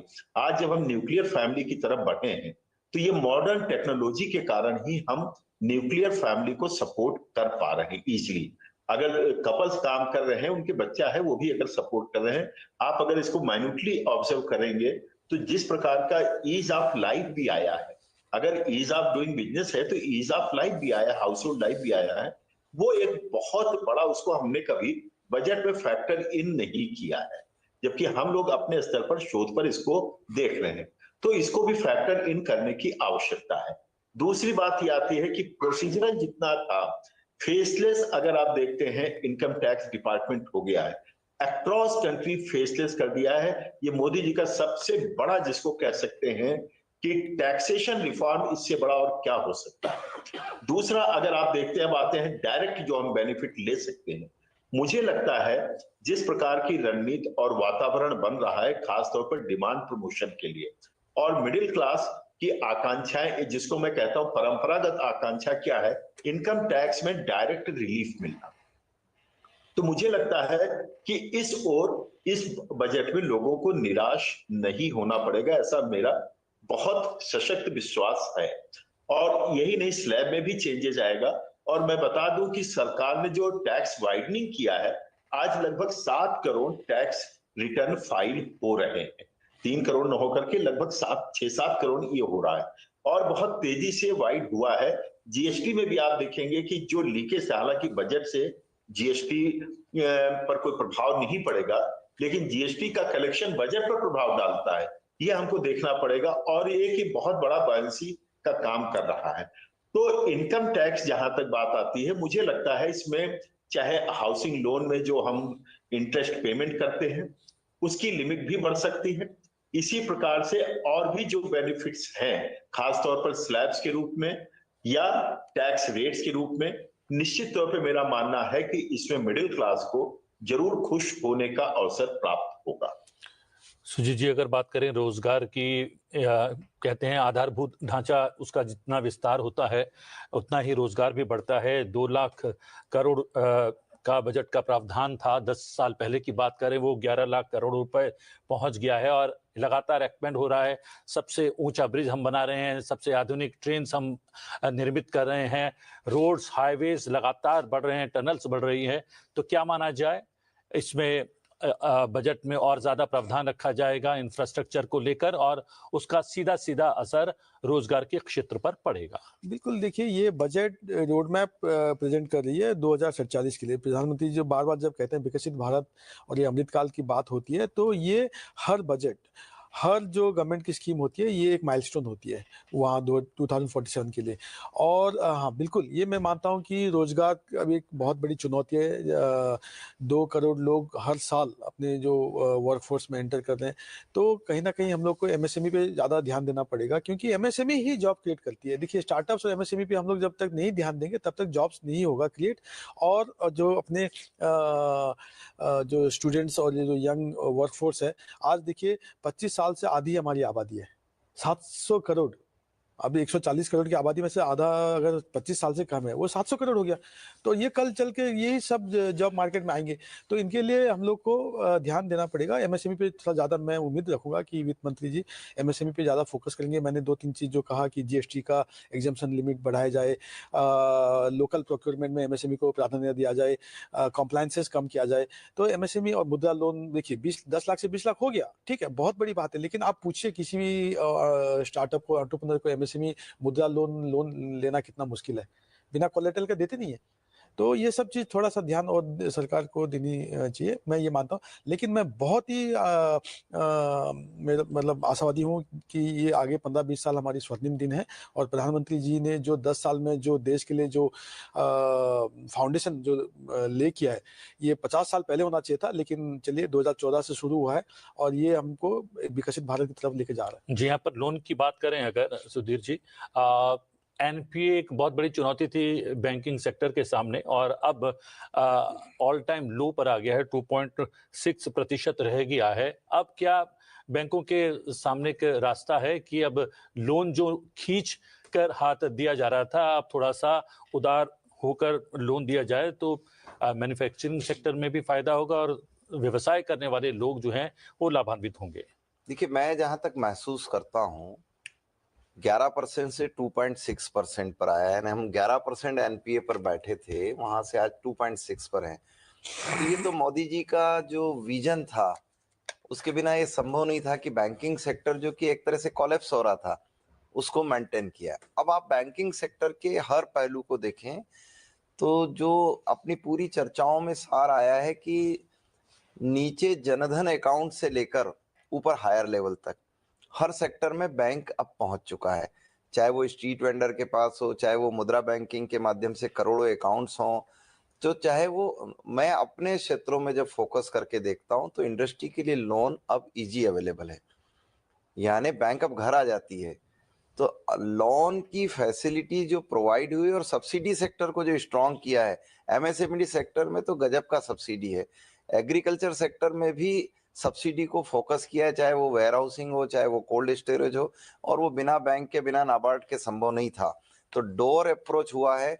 बड़ी यूनिटें भी अब बहुत तेजी से और फाइनेंस को ले पा रही है, पर इतना इजी तो नहीं करना चाहिए कि लेकर निकल जाओ। तो जो लेकर निकल जाओ वो तो मैं नहीं समझता हूं कि मोदी जी और निर्मला सीतारमन जी के हस्ताक्षर से इतना फैसिलिटी होगा। हम चाहते हैं कि जो डिपॉजिटर्स है उनके हितों का संरक्षण होते हुए मैक्सिमम पैसा जो आज डिपॉजिट बैंकों में रखा वो लोगों तक पहुंच रहा है, और लोगों का फोकस बैंक डिपॉजिट के साथ साथ शेयर मार्केट में इन्वेस्टमेंट में भी सीधा सीधा आ प्रोफेसर गया। अग्रवाल से भी समझना चाहते हैं। एक बहुत छोटा सा कमेंट है प्रोफेसर अग्रवाल, जिस बात का जिक्र भी सुधीर जी भी कर रहे हैं कि बड़ी बात जो कल सामने आई कि अब भारत में भी ये ट्रेंड देखा जा रहा है कि जो आम आदमी है वो बैंक में अपना इन्वेस्टमेंट करने से बेहतर समझ रहा है शेयर मार्केट में इन्वेस्टमेंट करना। और बहुत बड़ी बड़ी अर्थव्यवस्थाएं अमेरिका जैसी, जहां लोगों में ये ट्रेंड पहले से देखा जाता था। तो ये बदलाव आप किस तरह से इसको देख रहे हैं? ये किस दिशा में जा रहा है और क्या संकेत दे रहा है? देखिए, यह हमारे कैपिटल मार्केट का स्टेबिलिटी का प्रमाण है कि जो हमारे यहाँ के शेयर मार्केट कॉमनली जो हम समझते हैं, या इसी प्रकार से अन्य जो मार्केट है, हम लोग इसको स्कैम फ्री एरा में आ गए हैं। आप याद करिए, पहले हुआ क्या करता था, हर तीसरे चौथे साल कोई ना कोई स्कैम हुआ करता था। 2014 के बाद से ये शब्द शेयर मार्केट से लगभग गायब हो गया है। वो बेतुका वोलेटिलिटी जो हुआ करती थी वो गायब हो गई। तो आम निवेशकों का इसमें भरोसा बढ़ा है। दूसरा क्या है कि जिस तेजी से भारत की अर्थव्यवस्था बढ़ी और कोरोना काल में भारत ने अपना सिक्का जमाया है क्रेडिबिलिटी का, आप देखिए तो लोगों का जो विश्वास बढ़ता है उस सिस्टम पर बढ़ता है, और सिस्टम जब हमारा विश्वसनीय होता है, स्ट्रांग होता है, और उसके चेक बैलेंसेस स्ट्रांग होते हैं। इतना सब कुछ हिंडनबर्ग ने किया, लेकिन हमारा शेयर मार्केट नहीं हिला। उनका अभिप्राय कुछ भी रहा हो, लेकिन हमारा चूंकि फंडामेंटल पर बेस है, चेक बैलेंसेस उसके स्ट्रांग हैं, तो ये लोगों में भरोसा पैदा करता है। आप याद करिए, स्कैम शब्द आपने कब सुना होगा? मुझे नहीं लगता पिछले 10-12 सालों में ये शब्द जो है किसी के कान में आया भी होगा। तो ये सबसे बड़ी चीज होती है। दूसरा क्या है कि हमारे यहाँ अब जो निवेश हो रहे हैं, अब निवेश रियल निवेश हो रहे हैं। आप देखिए तो सब्सिडी को लेकर के नहीं, गवर्नमेंट स्कीम को लेकर के नहीं, यानी कि रियल एंटरप्रेन्योरियल स्किल को प्रमोट किया जा रहा है। यूथ्स को भी इसमें इनवाइट किया जा रहा है। ये सारी चीजें यदि आम लोगों को आकर्षित करती है निवेश करने के लिए, तो दूसरी ओर हमको ग्लोबल इन्वेस्टमेंट भी मिलता है।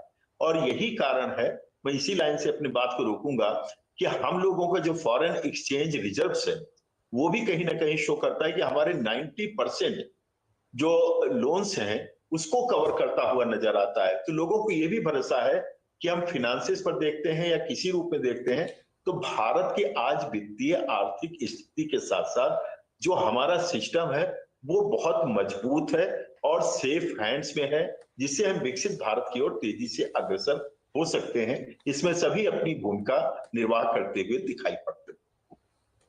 बिल्कुल प्रोफेसर अग्रवाल, और इसी के साथ आप तीनों मेहमानों का मैं शुक्रिया कहना चाहूंगी। प्रोफेसर अग्रवाल आपका, सुधीर जी आपका, सुजीत जी बहुत बहुत शुक्रिया आप तीनों मेहमानों का हमारे साथ इस चर्चा में जुड़ने के लिए। तो अब सीधा प्रसारण आप कुछ ही पलों में देख पाएंगे। ठीक 11 बजे सत्र की शुरुआत होगी और लगातार जो सीधी तस्वीरें हैं वो हम आपको दिखा भी रहे हैं, और संसद टीवी पर बजट पेश होने की जो प्रक्रिया है वो भी आप पूरी देखेंगे, और उसके बाद भी जो लगातार विश्लेषण है बजट को लेकर वो भी संसद टीवी पर लगातार जारी रहेगा। जी हाँ, 8वां वित्त बजट पेश करने वाली है वित्त मंत्री निर्मला सीतारमण। ऐतिहासिक क्षण उनके लिए भी और पूरे देश के लिए भी। बने रहिए संसद टीवी के साथ। नमस्कार।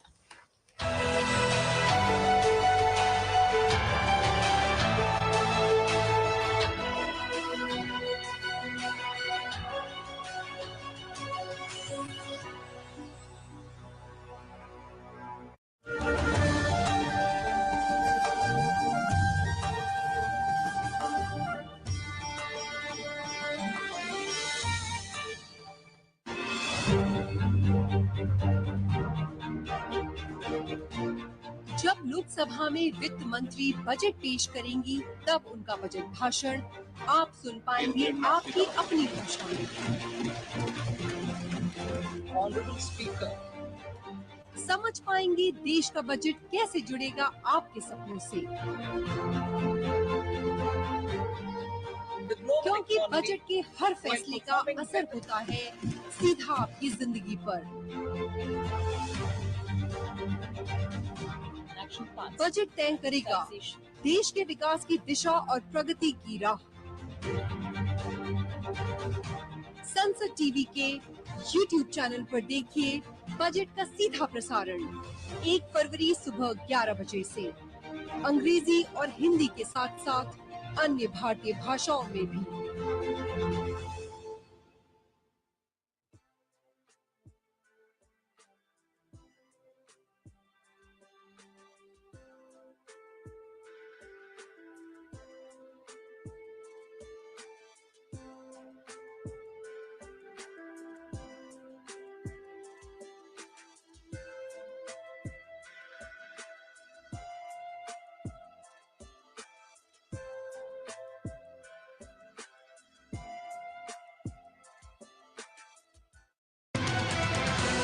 What is indirect tax?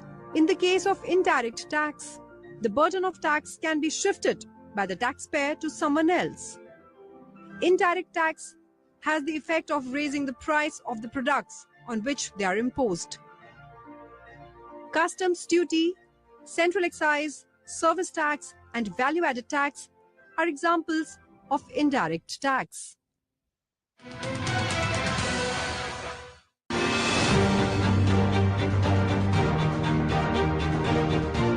When the finance minister presents the union budget in the Loksabha, now you can listen to the speech in your own language.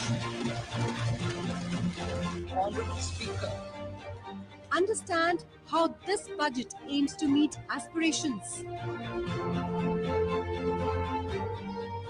empower the youth and shape India's future, because every budget decision impacts your life. Budget will define India's growth and progress. Watch it live on Sansad TV's YouTube channel on 1st February 11 a.m. in English, Hindi and other Indian languages.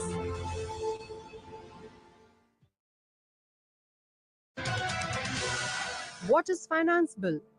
It contains the government's proposals for levying new taxes and modifying the existing tax structure, or even continuing the existing one beyond the period approved by Parliament. It is submitted to Parliament along with the budget.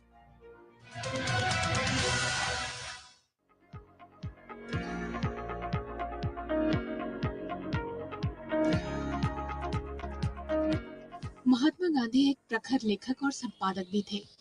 उनके विचार जन जन तक पहुंचाने में पत्र पत्रिकाएं, diary एवं पुस्तकें एक सशक्त माध्यम बनी। संसदीय पुस्तकालय में उनके लेखन को समर्पित एक संपूर्ण अनुभाग की स्थापना 9 अगस्त 1978 को की गई, जिसे नाम दिया गया गांधीयाना। इस अनुभाग में अंग्रेजी, हिंदी एवं अन्य क्षेत्रीय भाषाओं की 5000 से ज्यादा पुस्तकें उपलब्ध हैं। यहाँ महात्मा गांधी के संपूर्ण लेखन कार्यों का संग्रह अंग्रेजी, हिंदी और गुजराती में उपलब्ध है। गांधी जी के अंत समय तक उनके साथ रहने वाली मनुबेन की पुस्तक बापू माय मदर, लुई फिशर की पुस्तक the life of Mahatma Gandhi इस संग्रह का हिस्सा है। यह अनुभाग महात्मा गांधी के कार्यों, उनकी जिंदगी, उनके लेखन के बारे में गहराई से अध्ययन करने वाले सांसदों, शोधार्थियों के लिए एक महत्वपूर्ण हिस्सा है।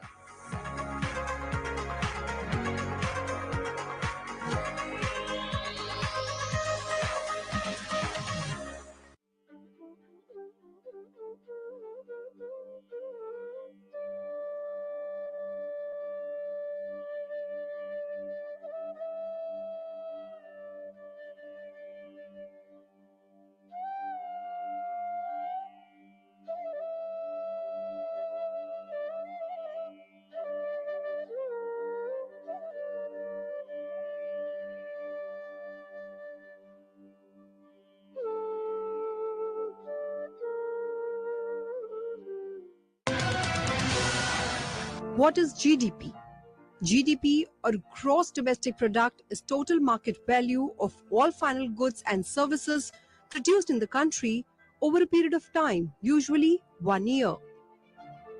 Increase in GDP or GDP growth rate indicates the overall health of the economy.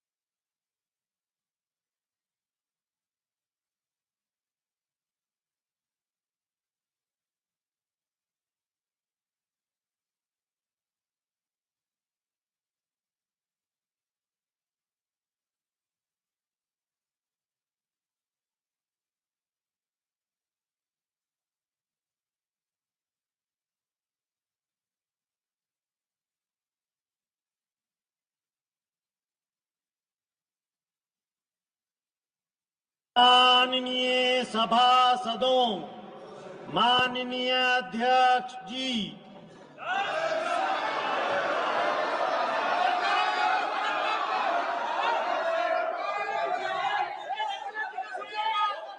माननीय सदस्यगण, आइटम नंबर 1 श्रीमती निर्मला सीतारमण वित्त मंत्री।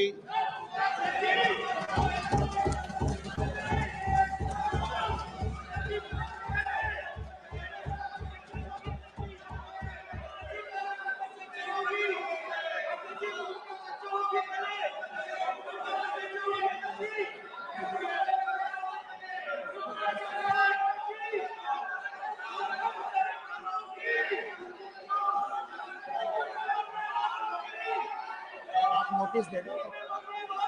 सदस्यगण, बजट के बाद राज्यपाल अभिभाषण में आपको पर्याप्त अवसर दूंगा। मेरा आपसे निवेदन है, नहीं माननीय अखिलेश जी, आपने संसद की मर्यादा को आप बना के रखें। कभी बजट भाषण के अंदर इस तरीके का नहीं हुआ, ये उचित नहीं है, ये उचित नहीं है। अखिलेश जी प्लीज, मैं आपको मौका दूंगा राज्यपाल अभिभाषण पे, प्लीज। नो, ये तरीका ठीक नहीं है। No,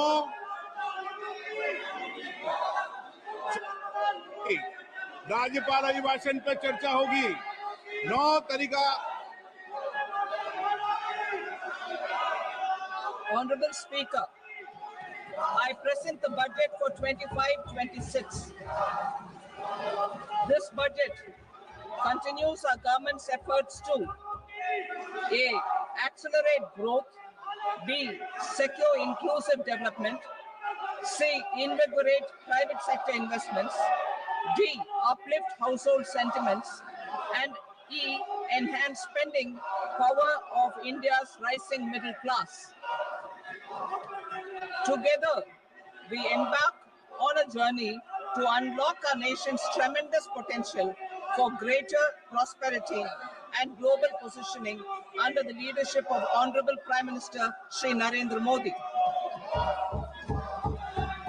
As we complete the first quarter of the 21st century, continuing geopolitical headwinds suggest lower global economic growth over the medium term. However, our aspiration for a Vikasit Bharat inspires us, and the transformative work we have done during our government's first 2 terms guides us to march forward resolutely. Our economy is the fastest growing among all major economies. Our development track record for the past 10 years and structural reforms have drawn global attention. Confidence in India's capability and potential has only grown in this period. We see the next 5 years as a unique opportunity to realize Sabka Vikas, stimulating balanced growth of all regions. The great Telugu poet and playwright Gurujada Apparao had said, Deshamante matti kadoy, Deshamante manushuloy, meaning a country is not just its soil, a country is its people. In line with this, for us, Vikasit Bharat encompasses zero poverty, 100% quality good school education, access to high quality, affordable and comprehensive healthcare, 100% skilled labor with meaningful employment, 70% women in economic activities, and farmers making our country the food basket of the world. In this budget, the proposed development measures span 10 broad areas, focusing on Garib, youth, Annadata, and Nari, spurring agricultural growth and productivity, building rural prosperity and resilience, taking everyone together on an inclusive growth path, boosting manufacturing and furthering Make in India, supporting MSMEs, enabling employment-led development, investing in people, economy, and innovation, securing energy supplies, promoting exports, and nurturing innovation. For this journey of development, our 4 powerful engines are agriculture, MSME, investments, and exports. The fuel, our reforms, our guiding spirit, inclusivity, and the destination, Vikasit Bharat. This budget aims to initiate transformative reforms across 6 domains. During the first 5 years, these will augment our growth potential and global competitiveness. The domains are taxation, power sector, urban development, mining, financial sector, and regulatory reforms. Agriculture as the first engine. Now I move to specific proposals, beginning with agriculture as the first engine.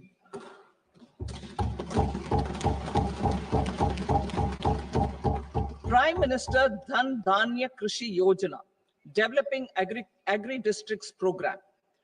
Motivated by the success of the aspirational district program, our government will undertake a Prime Minister Dhan Dhanya Krishi Yojana in partnership with states. Through the convergence of existing schemes and specialized measures, the program will cover 100 districts with low productivity, moderate crop intensity, and below average credit parameters. It aims to 1. Enhance agricultural productivity, 2.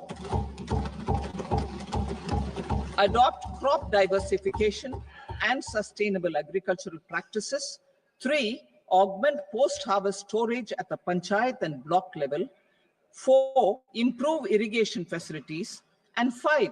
Facilitate availability of long-term and short-term credit. This program is likely to help 1.7 crore farmers. Building rural prosperity and resilience.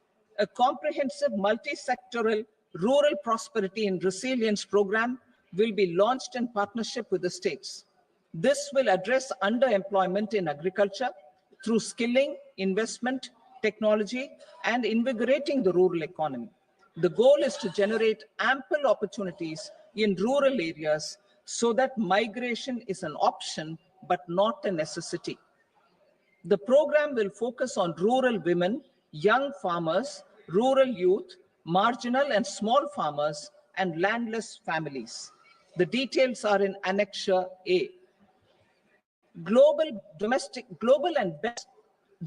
best practices will be incorporated, and appropriate technical and financial assistance will be sought from multilateral development banks.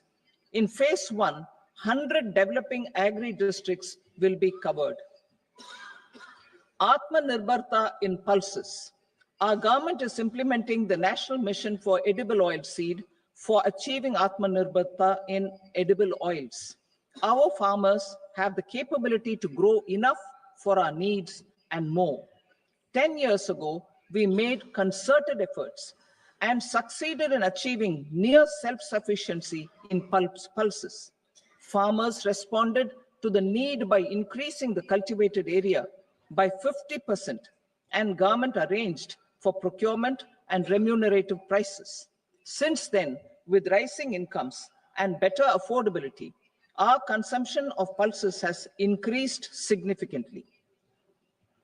Our government will now launch a 6-year mission for Atmanirbharta in pulses with a special focus on Tuar, Urad, and Masoor.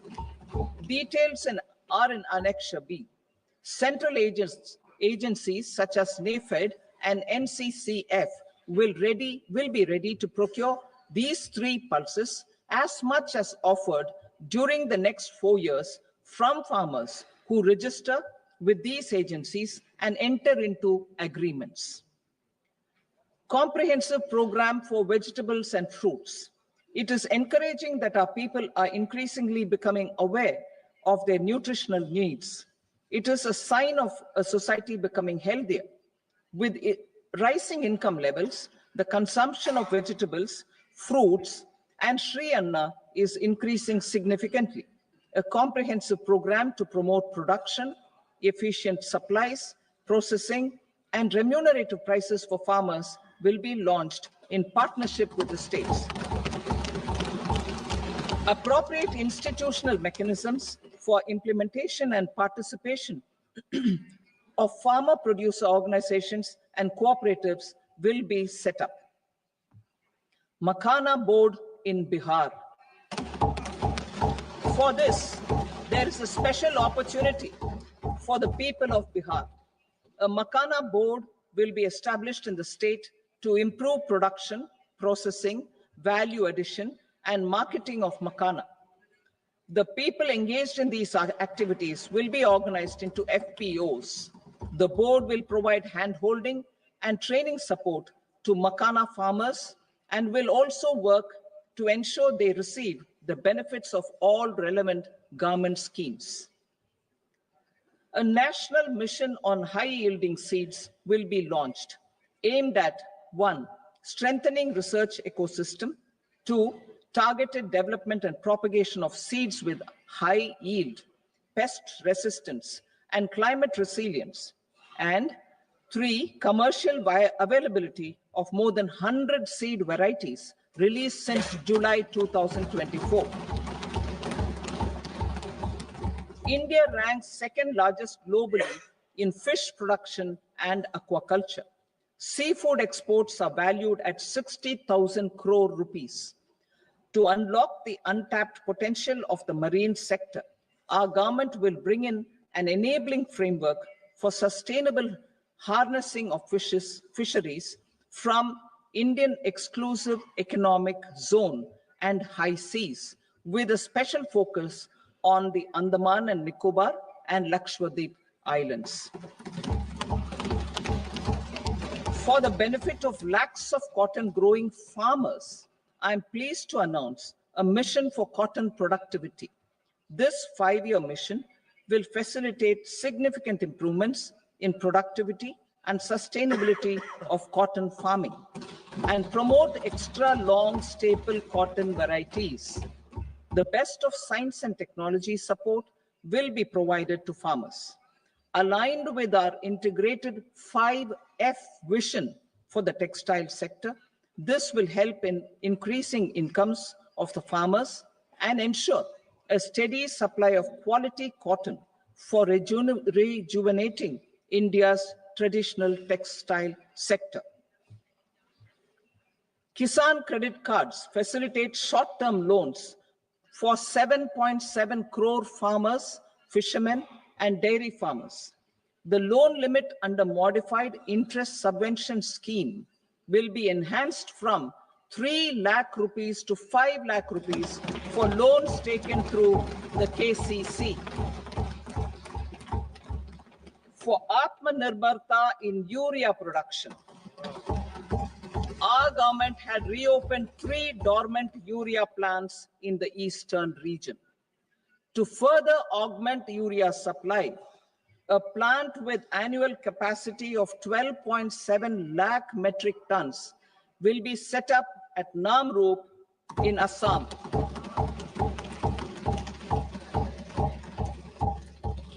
India Post, with 1.5 lakh rural post offices, complemented by the India Post Payment Bank and a vast network of 2.4 lakh Dak Sevaks, will be repositioned to act as a catalyst for the rural economy. Details are at Annexure C. India Post will also be transformed as a large public logistics organization. This will meet the rising needs of Vishwakarmas, new entrepreneurs, women, self-help groups, MSMEs, and the large business organizations. Our government will provide support to NCDC for its lending operations for the cooperative sector. MSMEs as the second engine. Now I move to MSMEs as the second engine, which encompasses manufacturing and services with a focus on MSMEs numbering 5.7 crores. Currently, over 1 crore registered MSMEs, employing 7.5 crore people and generating 36% of our manufacturing, have come together to position India as a global manufacturing hub. With their quality products, these MSMEs are responsible for 45% of our exports. To help them achieve higher efficiencies of scale, technological upgradation, and better access to capital, the investment and turnover limits for classification of all MSMEs will be enhanced to 2.5 and 2 times respectively. This will give them the confidence to grow and generate employment for our youth. The details are given in Annexure D. To improve access to credit, the credit guarantee cover will be enhanced. First, for micro and small enterprises from 5 crore to 10 crore rupees, leading to additional credit of 1.5 lakh crores in the next 5 years. Second, for startups from 10 crore rupees to 20 crore rupees, with the guarantee fee being moderated to 1% for loans in 27 focus sectors, which are important for Atmanirbhar Bharat. And for well-run exporter MSMEs, for term loans up to 20 crore rupees. Also for the micro enterprises, we will introduce customized credit cards with a 5 lakh rupee limit for micro enterprises registered on Udyam portal. In the first year, 10 lakh such cards will be issued. Fund of funds for startups. The alternate investment fund, AIFs, for startups have received commitments of more than 91,000 crores rupees. These are supported by the fund of funds set up with the Government of India's contribution of 10,000 crore rupees. Now, a new fund of funds with expanded scope and a fresh contribution of another 10,000 crore rupees will be set up. A new scheme will be launched for 5 lakh women, scheduled castes and scheduled tribes, first-time entrepreneurs. This will provide term loans up to 2 crore rupees during the next 5 years. The scheme will incorporate lessons from the successful Stand Up India scheme. Online capacity building for entrepreneurship and managerial skills will also be organized. Measures for labor-intensive sectors. To promote employment and entrepreneurship opportunities in labor-intensive sectors, our government will undertake specific policy and facilitation measures. To enhance the productivity, quality, and competitiveness of India's footwear and leather sector, a focus product scheme will be implemented. The scheme will support design capacity, component manufacturing, and machinery required for production of non-leather quality footwear, besides the support for leather footwear and products. The scheme is expected to facilitate employment for 22 lakh persons, generate over 4 lakh crore rupees, and exports of over 1.1 lakh crore rupees. Measures for the toys sector. Building on the National Action Plan for Toys, we will implement a scheme to make India a global hub for toys. The scheme will focus on development of clusters, skills, and a manufacturing ecosystem that will create high quality, unique, innovative, and sustainable toys that will represent the Made in India brand. Support for food processing. In line with our commitment towards Purvodaya, we will establish a National Institute of Food Technology, Entrepreneurship, and Management in Bihar. The institute will provide a strong fillip to food processing activities in the entire eastern region. This will result in 1. Enhanced income for the farmers through value addition to their produce, and 2. Skilling entrepreneurship and employment opportunities for the youth. Manufacturing mission, furthering Make in India. Our government will set up a national manufacturing mission covering small, medium, and large industries for furthering Make in India by providing policy support, execution roadmaps, governance, and monitoring framework for central ministries and states. Details are in Annexure E. Given our commitment to climate-friendly development, the mission will also support clean tech manufacturing. This will aim to improve domestic value addition and build our ecosystem for solar PV cells, EV batteries, motors and controllers, electrolyzers, wind turbines, very high voltage transmission equipment, and grid scale batteries. Investment as the third engine. Now I move to investment as the third engine, which encompasses investing in people, investing in the economy, and investing in innovation. Investing in people. Saksham Anganwadi and Poshan 2.0. Saksham Anganwadi and Poshan 2.0 program provides nutritional support to more than 8 crore children, 1 crore pregnant women and lactating mothers all over the country, and about 20 lakh adolescent girls in aspirational districts and the Northeast region.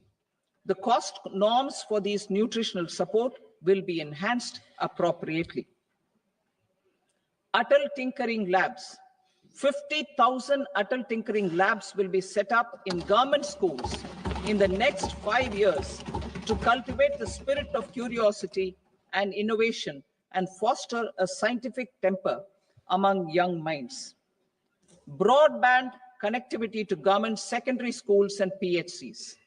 Broadband connectivity will be provided to all government secondary schools and primary health centers in rural areas under the BharatNet project. Bharatiya Bhasha Pustak Scheme. We propose to implement a Bharatiya Bhasha Pustak scheme to provide digital form Indian language books for schools and for higher education. This aims to help students understand their subjects better and in their language. National Centers of Excellence for Skilling. Building on the initiative announced in the July 24 budget, 5 national centers of excellence for skilling will be set up with global expertise and partnerships to equip our youth with the skills required for Make for India, Make for the World manufacturing. The partnership will cover curriculum design, training of trainers, and a skills certification framework and periodic reviews. Expansion of capacity in IITs. Total number of students in 23 IITs has increased 100% from 65,000 to 1.35 lakh in the past 10 years.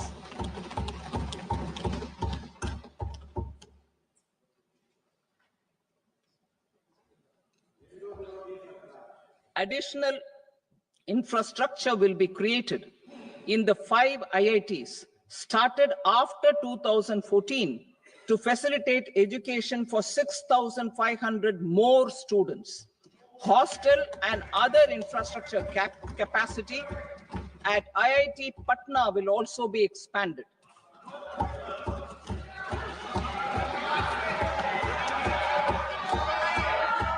Center of Excellence.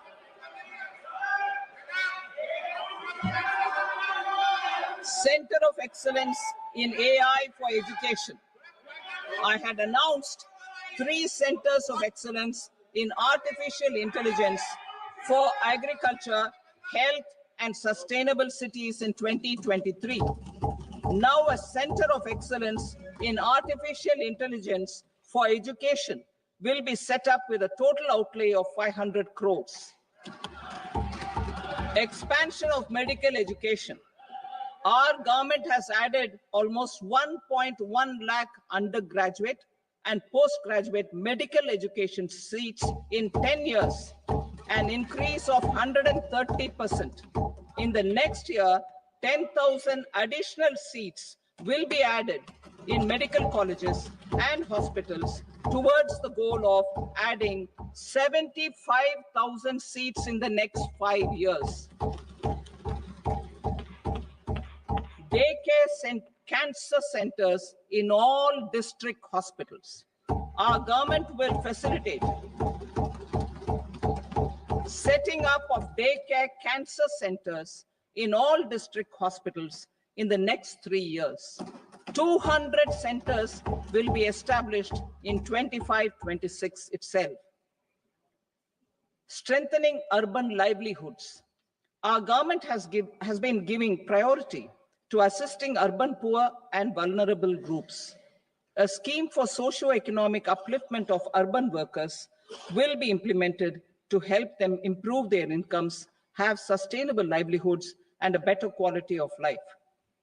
PM Swanidhi scheme has benefited more than 68 lakh street vendors, giving them respite from high-interest informal sector loans. Building on this success, the scheme will be revamped with enhanced loans from banks, UPI-linked credit cards with 30,000 rupees limit, and capacity building support. Social Security Scheme for welfare of online platform workers. Gig workers of online platforms provide great dynamism to the new age services economy. Recognizing their contribution, our government will arrange for their identity cards and registration on the e-Shram portal. They will be provided healthcare under PM Jan Arogya Yojana. This measure is likely to assist nearly 1 crore gig workers.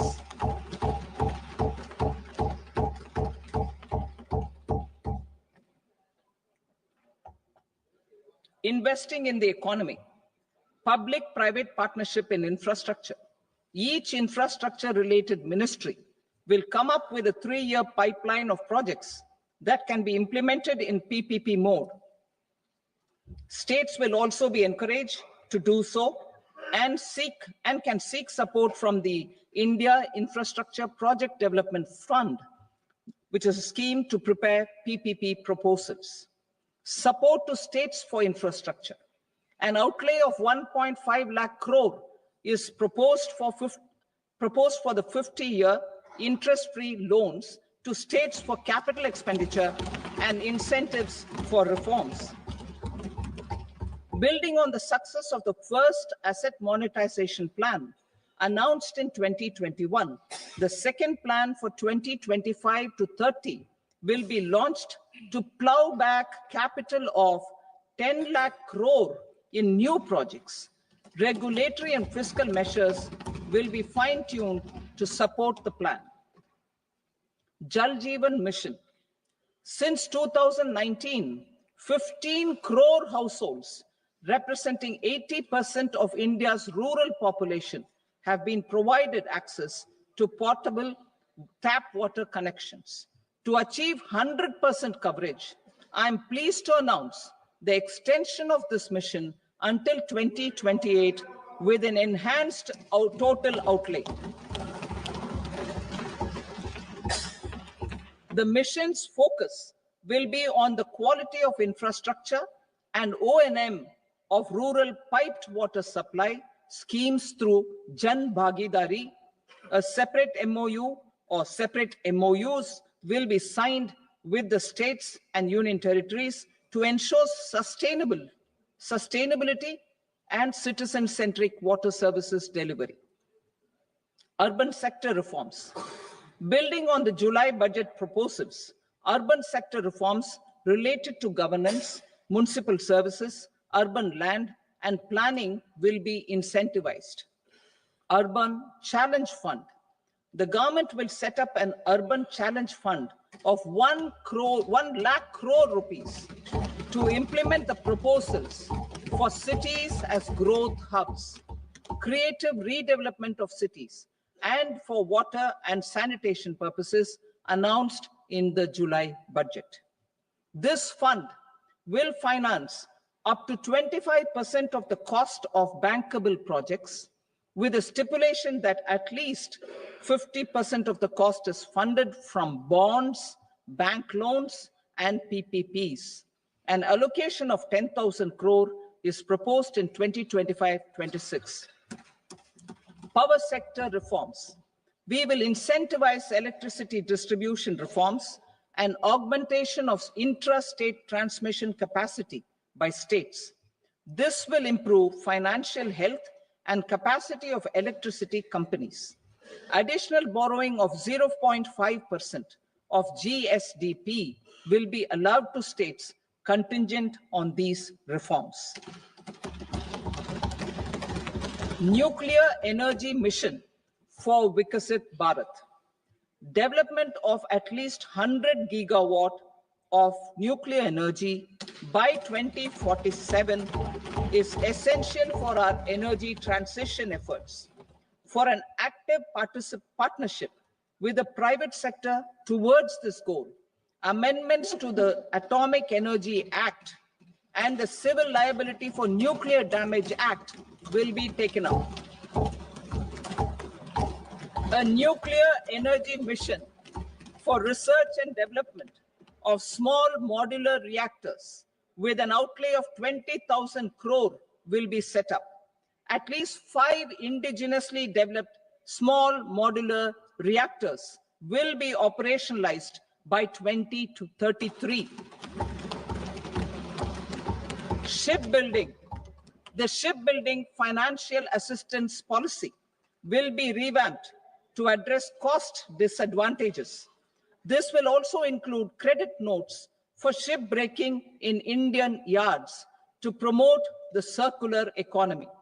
Large ships above a specified size will be included in the infrastructure harmonized master list.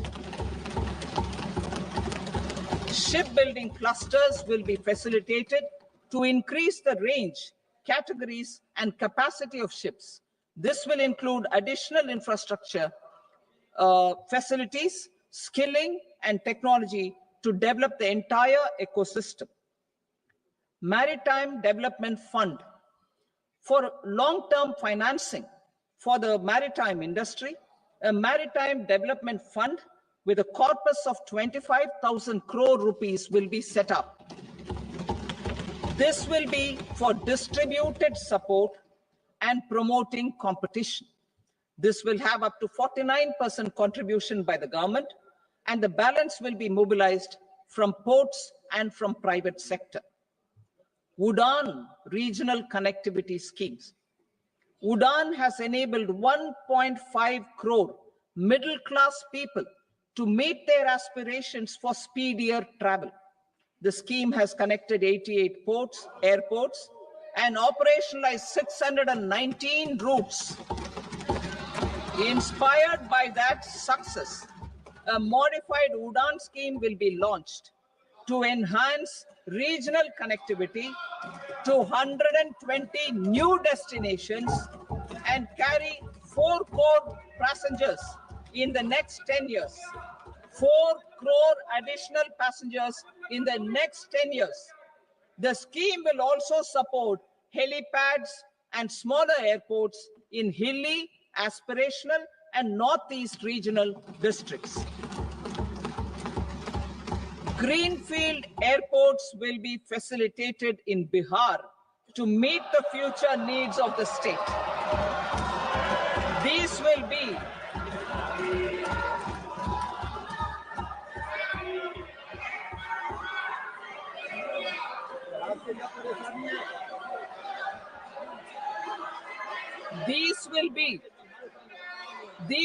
be in addition to the expansion of the capacity of Patna Airport and a brownfield airport in Beta.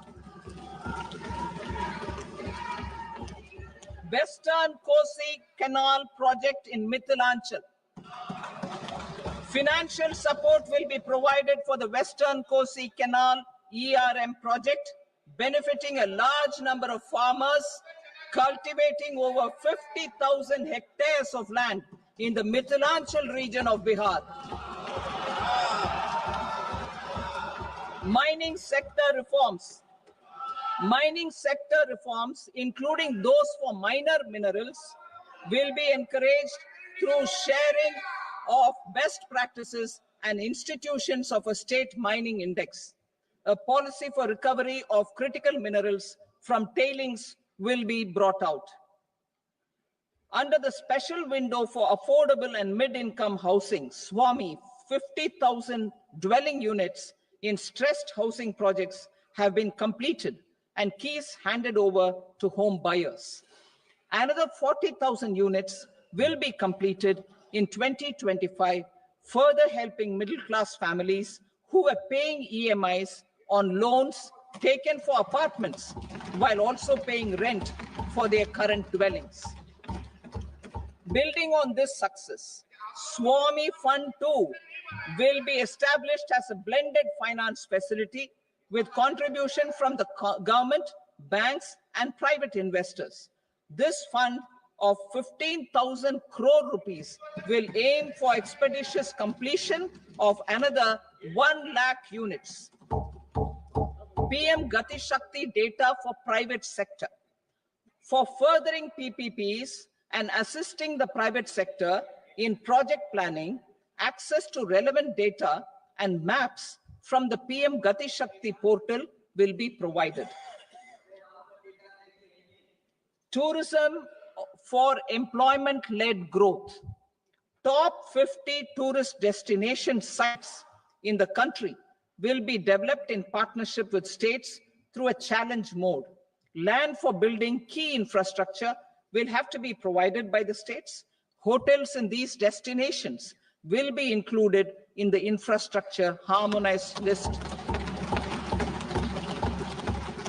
The following measures will be taken for facilitating employment-led growth.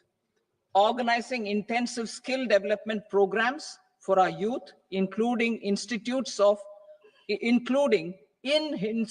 of hospitality management.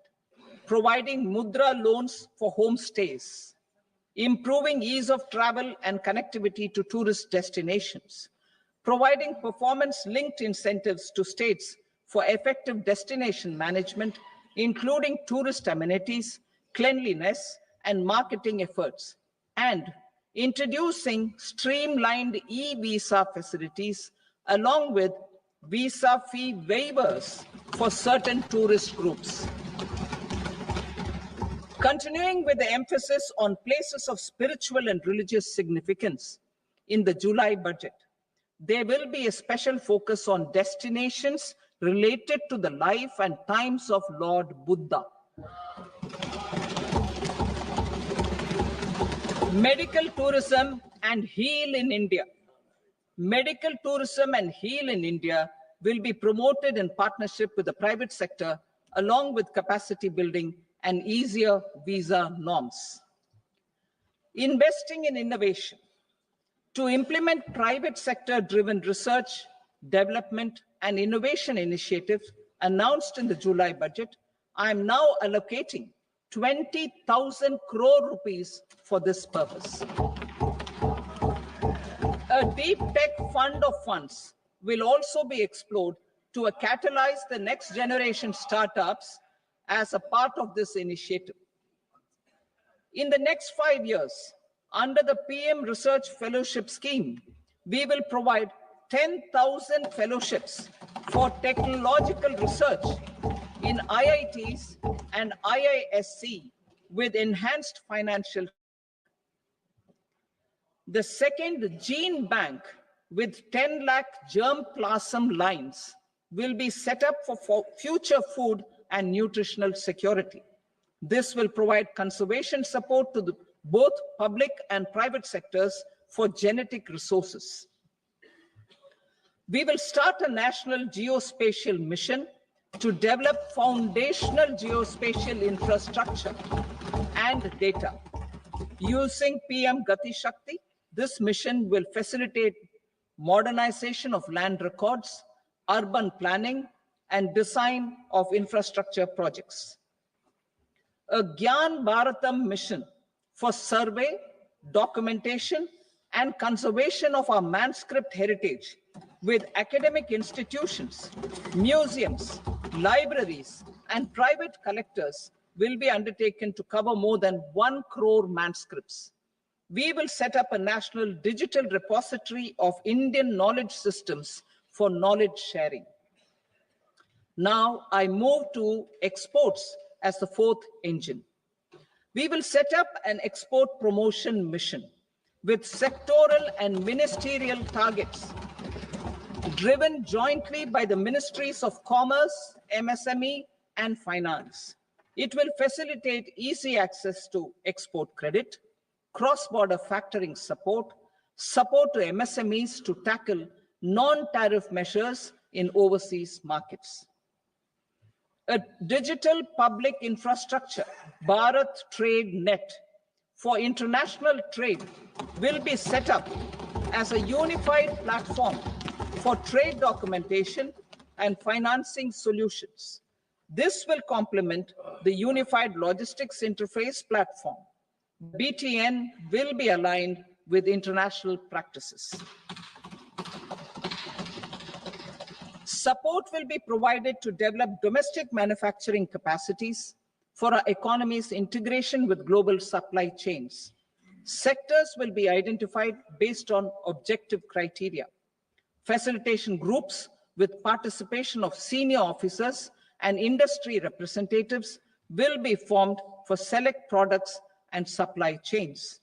Through this, there are huge opportunities related to Industry 4.0, which needs high skills and talent. Our youth have both. Our government will support the domestic electronic equipment industry to leverage this opportunity for the benefit of our youth. A national framework will be formulated as guidance to states for promoting global capability centers in emerging Tier 2 cities. This will suggest measures for enhancing availability of talent and infrastructure, building bylaw reforms, and mechanisms for collaboration with industry. Our government will facilitate upgradation of infrastructure and warehousing for air cargo, including high-value perishable horticultural produce. Cargo screening and customs protocol will be streamlined and made user-friendly. Reforms as the fuel. Over the past 10 years, our government has implemented several reforms for convenience of taxpayers, such as faceless assessment, 2, taxpayer charter, 3, faster returns, 4, almost 99% returns being on self-assessment, and 5, Vivad Se Vishwas scheme.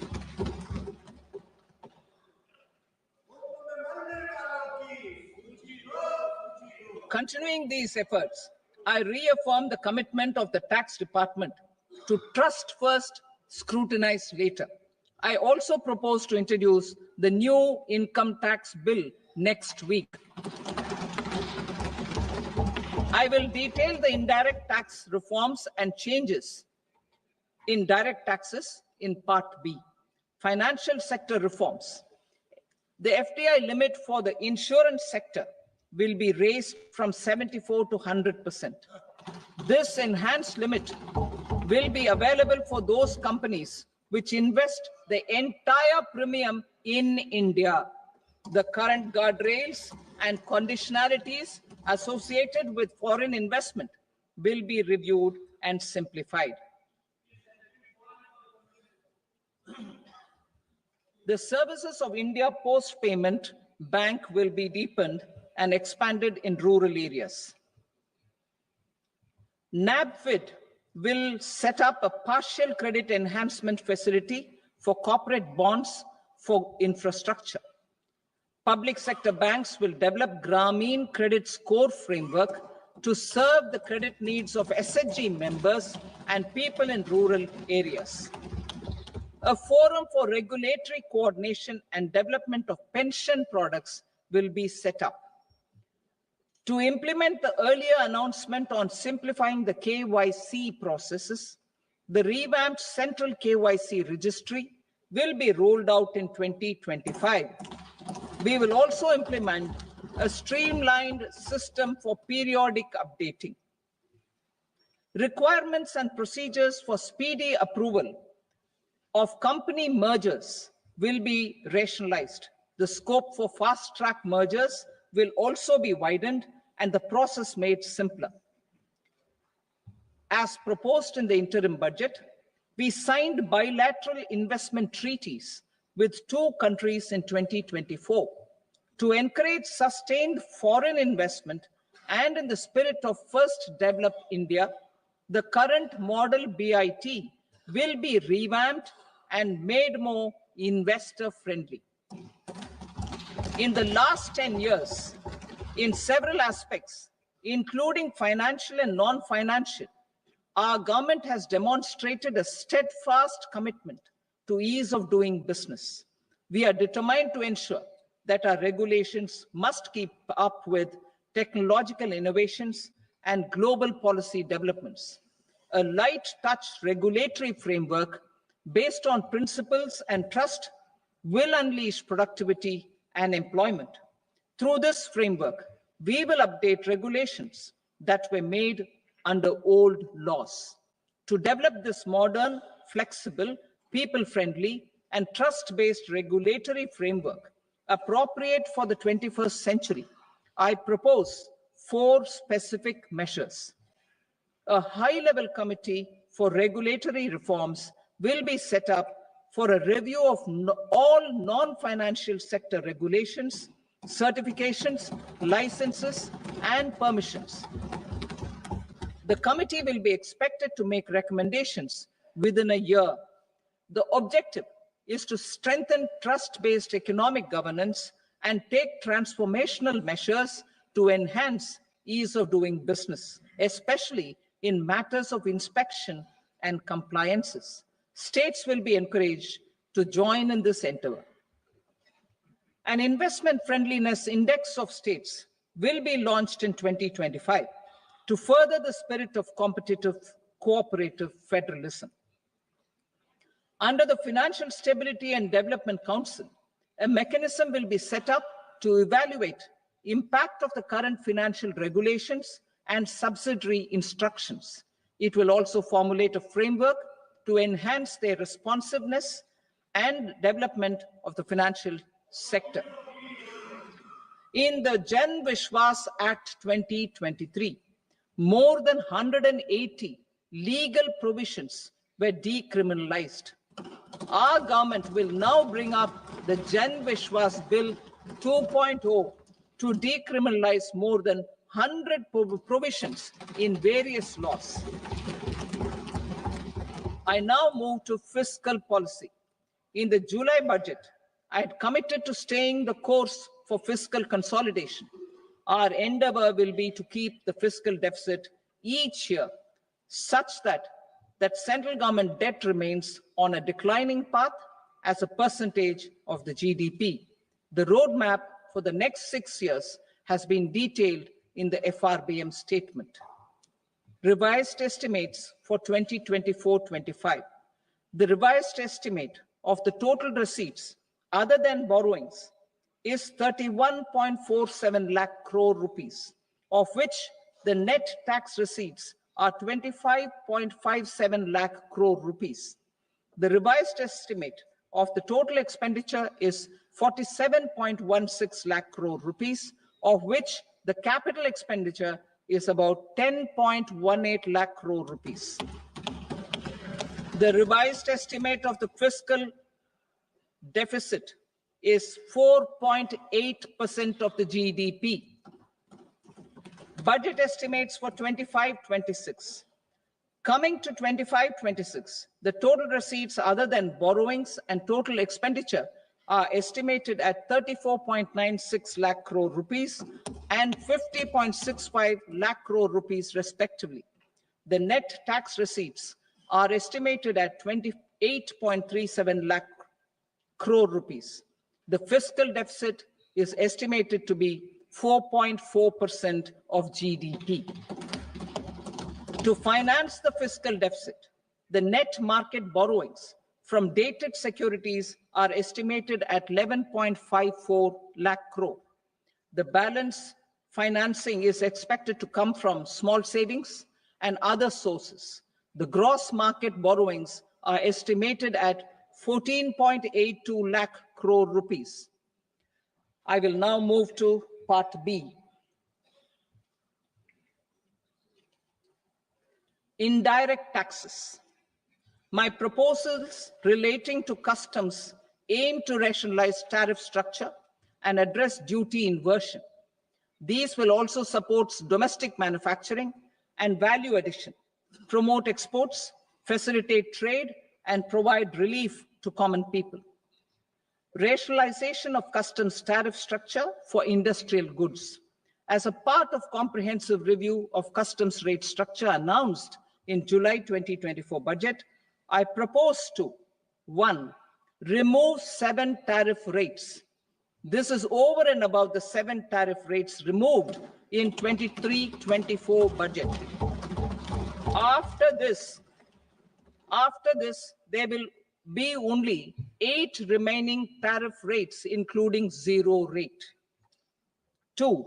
Apply appropriate cess to broadly maintain effective duty incidence, except on a few items where such incidence will reduce marginally. 3. Levy not more than 1 cess or surcharge. Therefore, I propose to exempt social welfare surcharge on 82 tariff lines that are subject to a cess. I shall now take up sector-specific proposals. To provide relief to patients, particularly those suffering from cancer, rare diseases, and other severe chronic diseases, I propose to add 36 life-saving drugs and medicines to the list of medicines fully exempted from basic custom duty.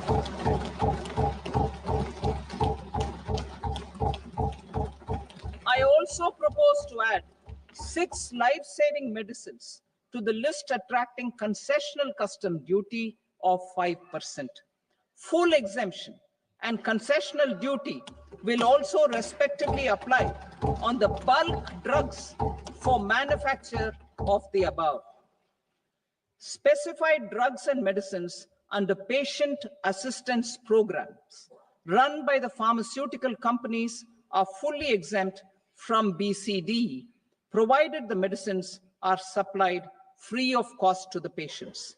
I propose to add 37 more medicines along with 13 new patient assistance programs. Support to domestic manufacturing and value addition. Critical minerals. In the July 2024 budget, I had fully exempted BCD on 25 critical minerals that are not domestically available. I had also reduced BCD of 2 other such minerals to provide a major fillip to their processing, especially by MSMEs.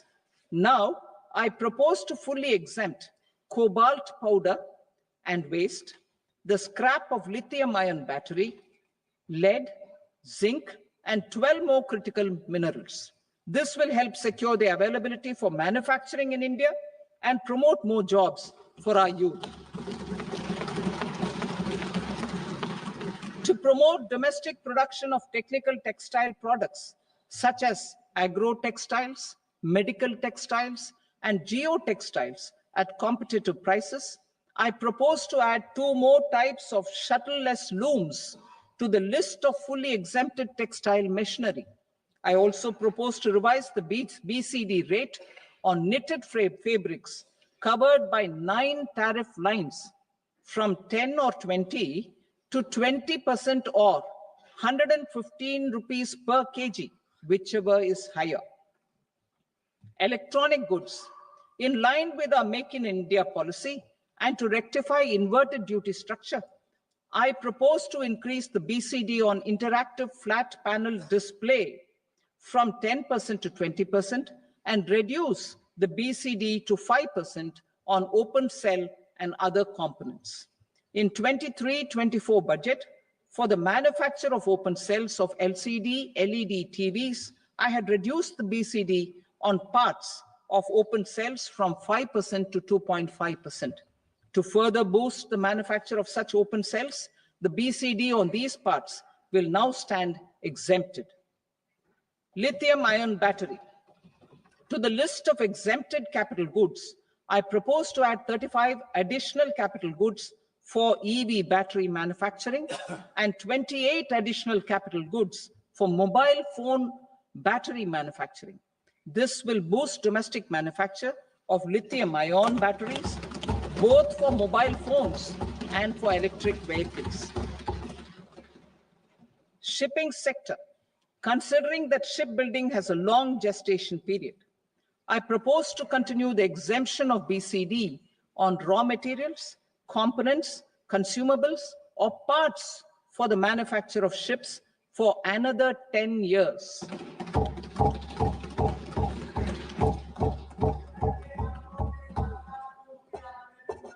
I also propose the same dispensation for shipbreaking to make it more competitive.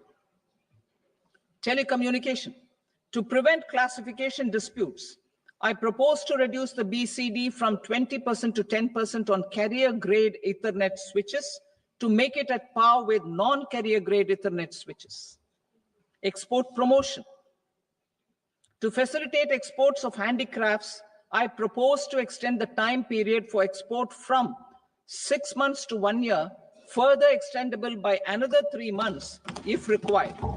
I also propose to add 9 items to the list of duty-free inputs.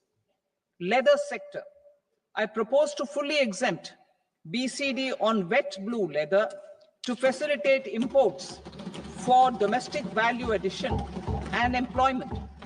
I also propose to exempt crust leather from 20% export duty to facilitate exports by small tanners. Marine products. To enhance India's competitiveness in the global seafood market, I propose to reduce BCD from 30% to 5% on frozen fish paste, surimi, for manufacture and export of its analog products. I also propose to reduce BCD from 15% to 5% on fish hydrolysates for manufacture of fish and shrimp feed. In July 2024 budget, to promote development of domestic MROs for aircraft and ships, I had extended the time limit for export of foreign origin goods that were imported for repairs from 6 months to 1 year and further extendable by 1 year. I now propose to extend the same dispensation for railway goods. Time limit for provisional assessment. Presently, the Customs Act 1962 does not provide any time limit to finalize provisional assessments, leading to uncertainty and cost to trade. As a measure of promoting ease of doing business, I propose to fix a time limit of 2 years, extendable by a year, for finalizing the provisional assessment. I propose to introduce a new provision that will enable importers or exporters, after clearance of goods, to voluntarily declare material facts and pay duty with interest but without penalty. This will incentivize voluntary compliance. However, this will not apply in cases where department has already initiated audit or investigation proceedings. For industry to better plan their imports, I propose to extend the time limit for the end use of imported inputs in the relevant rules from 6 months to 1 year. This will provide operational flexibility in view of cost and uncertainty of supply. Further, such importers will now have to file only quarterly statements instead of a monthly statement.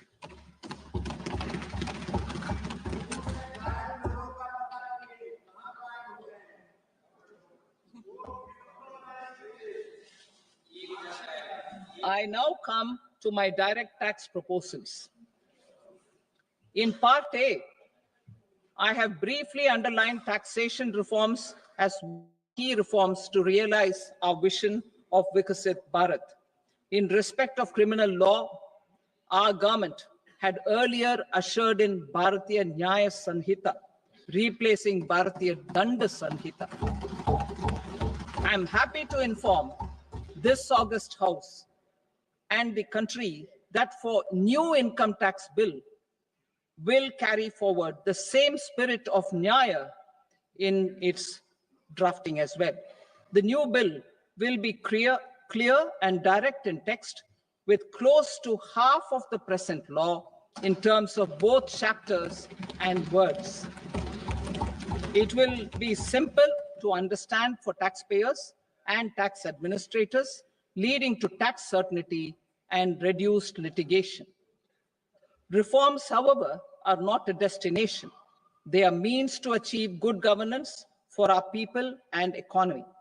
Providing good governance primarily involves being responsive. The Tirukural captures this in verse 542, which reads, "Vaanokki vaazhum ulagallam, mannavan kol nokki vaazhum kudi," meaning, just as the living beings live expecting rains, citizens live expecting good governance.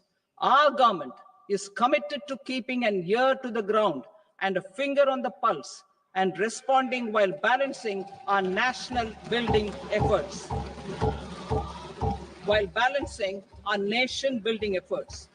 The following measures will detail just how our government will, under the guidance of PM Modi, has taken steps to understand and address. I repeat that sentence, sir. The following measures will detail just how our government, under the guidance of PM Modi, has taken steps to understand and address the needs voiced by our citizens. My tax proposals are guided by this spirit. The objectives of my proposals are as follows. Personal income tax reforms with special focus on middle class. Rationalization of TDS and TCS for easing difficulties. Encouraging voluntary compliance. Reducing compliance burden. Ease of doing business, employment, and investment. I will come to my proposal on personal income tax towards the end. TDS and TCS, rationalization for easing difficulties. I propose to rationalize tax deduction at source, TDS, by reducing the number of rates and thresholds above which TDS is deducted. Further, threshold amounts for tax deduction will be increased for better clarity and uniformity. The limit for tax deduction on interest for senior citizens is being doubled from the present 50,000 rupees to 1 lakh rupees. Similarly, the annual limit of 2.40 lakh rupees for TDS on rent is being increased to 6 lakh rupees. This will reduce the number of transactions liable to TDS, thus benefiting small taxpayers receiving small payments. The threshold to collect tax at source, the TCS, on remittances under RBI's liberalized remittance scheme, the LRS, is proposed to be increased from 7 lakh to 10 lakhs. I also propose to remove TCS on remittances for education purposes, where such remittances is out of a loan taken from a specified financial institution. Both TDS and TCS are being applied on any transaction related to sale of goods. To prevent such compliance difficulties, I propose to omit the TCS. I also propose that the provisions of the higher TDS deduction will now apply only in non-PAN cases. In July 2024, the delay for payment of TDS up to the due date of filing statement was decriminalized. I propose to provide the same relaxation to TCS provisions as well. The government under the leadership of Prime Minister Modi believes in Sabka Saath, Sabka Vikas, Sabka Vishwas, and Sabka Prayas. In line with this, we brought in updated return facility in 2022 for voluntary compliance by taxpayers who had omitted to report their correct income. Our trust in taxpayers was proved right.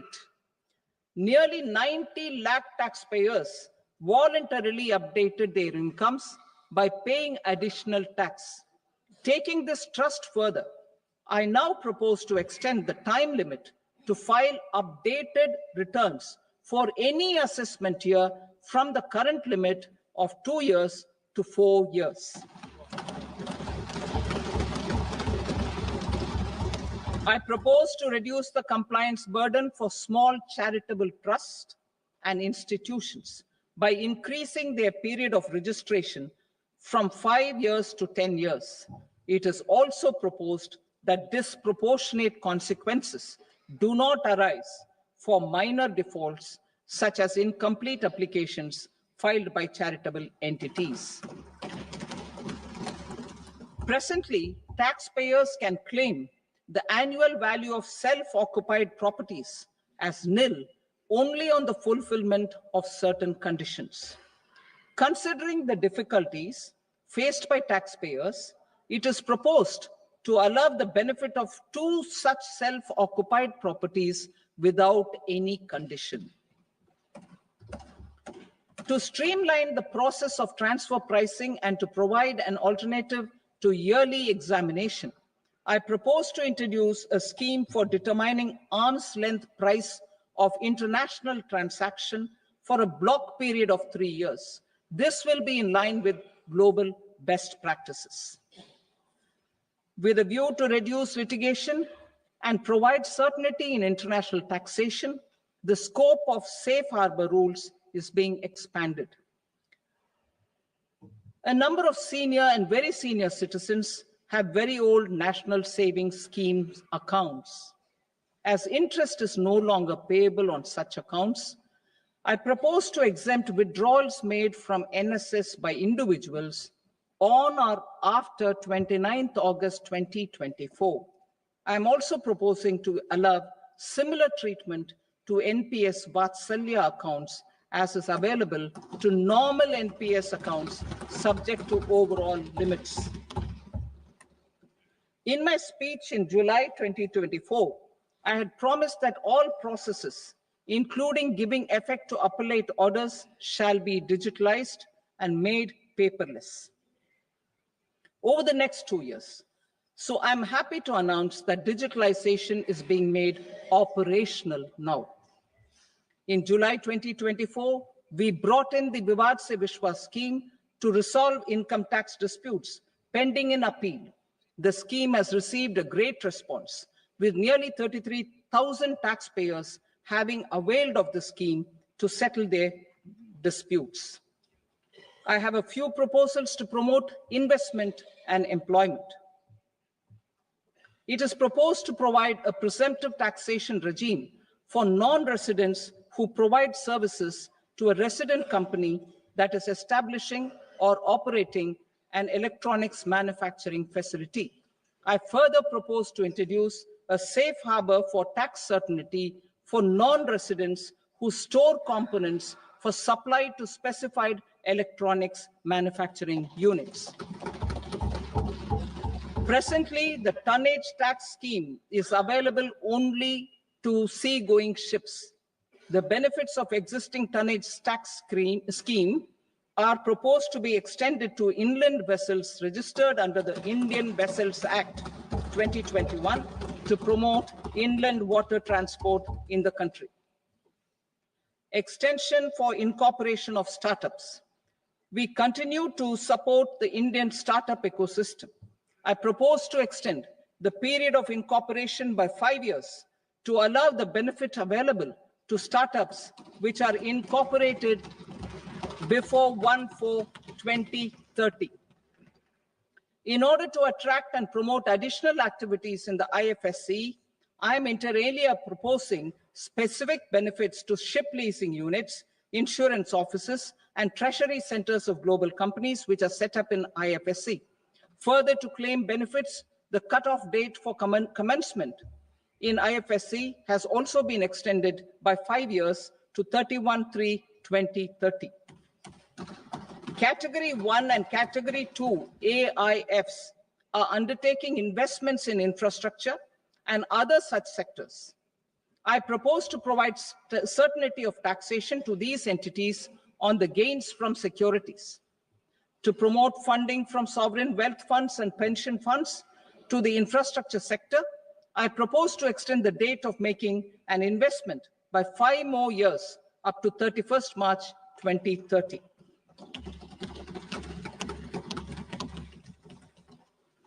Personal income tax reforms with special focus on middle class. Democracy, demography, and demand are the key support pillars in our journey towards Vikasit Bharat.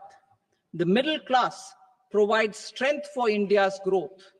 This government, under the leadership of Prime Minister Modi, has always believed in the admirable energy and ability of the middle class in nation building. In recognition of their contribution,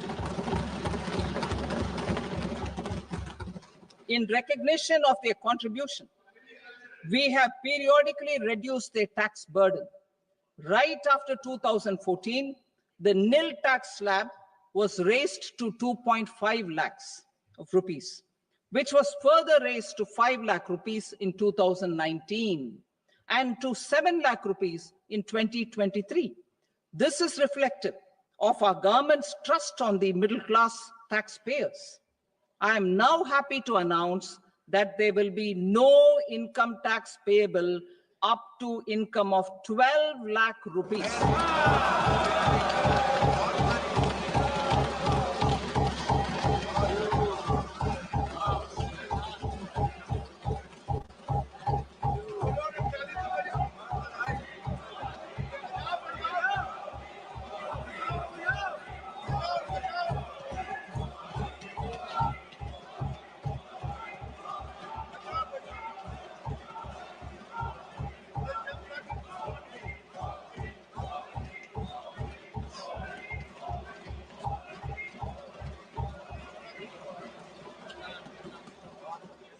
So, average income of 1 lakh per month, other than the special rate income such as capital gains, under the new regime. This limit will be 12.75 lakh for salaried taxpayers due to the standard deduction of 75,000. Slabs and rates are being changed across the board to benefit all taxpayers. The new structure will substantially reduce the taxes of the middle class and leave more money in their hands, boosting household consumption, savings, and investment. In the new tax regime, I propose to revise tax rate structures as follows: 0 to 4 lakh rupees nil, 4.8 lakh rupees to 4 to 8 lakh rupees 5%, 8 to 12 lakh rupees 10%, 12 to 16 lakh rupees 15%, 16 to 20 lakh rupees 20%, 20 to 24 lakh rupees 25%, and above 24 lakh rupees 30%. To taxpayers up to 12 lakh of normal income, other than special rate income such as capital gains. I read that again. To taxpayers up to 12 lakh of income, other than special rate income such as capital gains, tax rebate is being provided in addition to the benefit due to slab rate reduction in such a manner that there is no tax payable by them. The total tax benefit of slab rate changes and rebate at different income levels can be illustrated with a few examples. A taxpayer in the new regime with an income of 12 lakh rupees will get a benefit of 80,000 rupees in tax, which is 100% of tax payable as per the existing rates. A person having income of 18 lakh rupees will get a benefit of 70,000 rupees in tax. That is 30% of tax payable as per existing rates. A person with an income of 25 lakh gets a benefit of 1,10,000 rupees. That is 25% of his tax payable as per existing rates. Details of my tax proposals are given in the annexure. As a result of these proposals, Honorable Speaker, sir, revenue of about 1 lakh crore in direct taxes and 600 crores in indirect taxes will be foregone. Mr. Speaker, sir, with this, I commend the budget to this august House.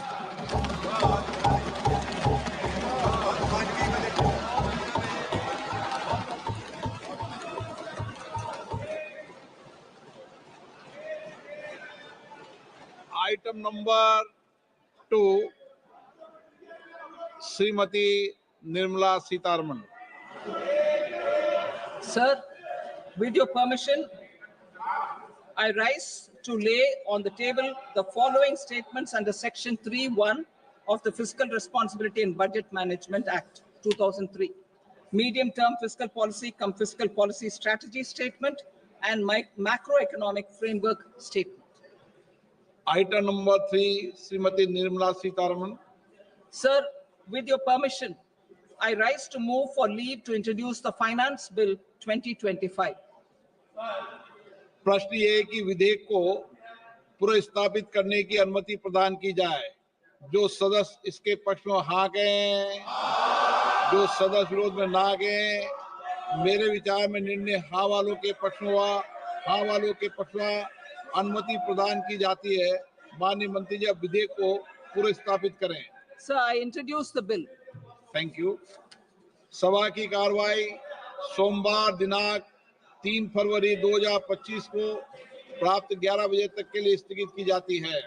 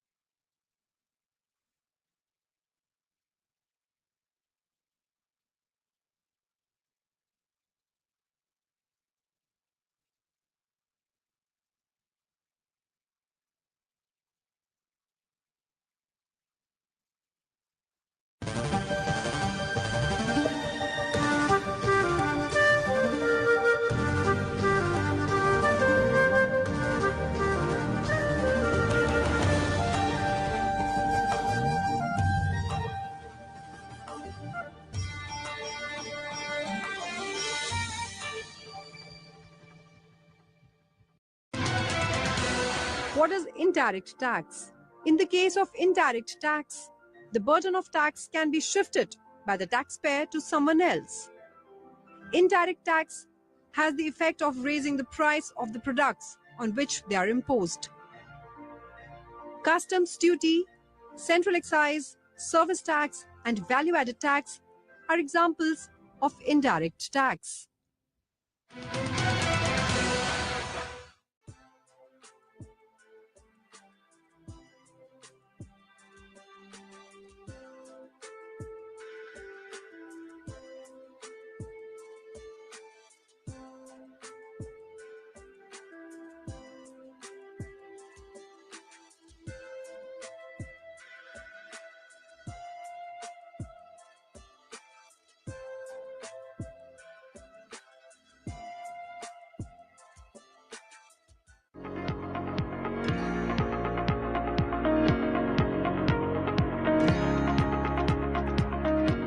Mahatma Gandhi एक प्रखर लेखक और संपादक भी थे। उनके विचार जन जन तक पहुंचाने में पत्र पत्रिकाएं, डायरी एवं पुस्तकें एक सशक्त माध्यम बनी। संसदीय पुस्तकालय में उनके लेखन को समर्पित एक संपूर्ण अनुभाग की स्थापना 9 अगस्त 1978 को की गई, जिसे नाम दिया गया गांधीयाना। इस अनुभाग में अंग्रेजी, हिंदी एवं अन्य क्षेत्रीय भाषाओं की 5000 से ज्यादा पुस्तकें उपलब्ध हैं। यहाँ महात्मा गांधी के संपूर्ण लेखन कार्यों का संग्रह अंग्रेजी, हिंदी और गुजराती में उपलब्ध है। गांधी जी के अंत समय तक उनके साथ रहने वाली मनुबेन की पुस्तक बापू माय मदर, लुई फिशर की पुस्तक the life of Mahatma Gandhi इस संग्रह का हिस्सा है। यह अनुभाग महात्मा गांधी के कार्यों, उनकी जिंदगी, उनके लेखन के बारे में गहराई से अध्ययन करने वाले सांसदों, शोधार्थियों के लिए एक महत्वपूर्ण हिस्सा है।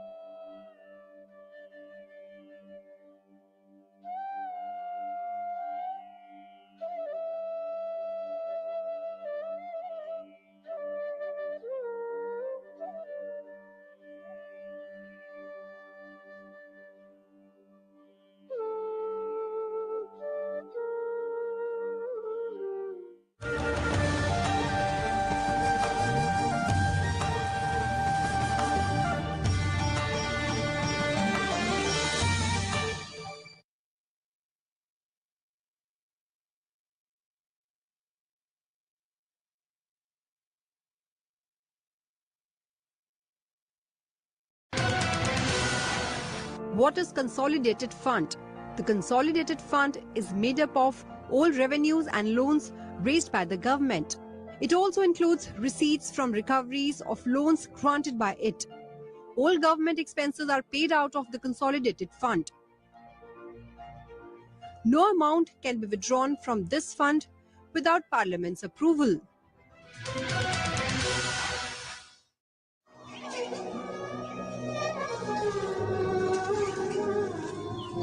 भारतीय सनातन संस्कृति का महाआयोजन महाकुंभ इस बार मात्र आध्यात्मिक, सांस्कृतिक, आस्था व श्रद्धा को ही समर्पित नहीं होगा। इस महाकुंभ इस बार विश्व देखेगा भारत की डिजिटल शक्ति, प्रबंधन शक्ति, पर्यावरण संरक्षण और लोक संस्कृति।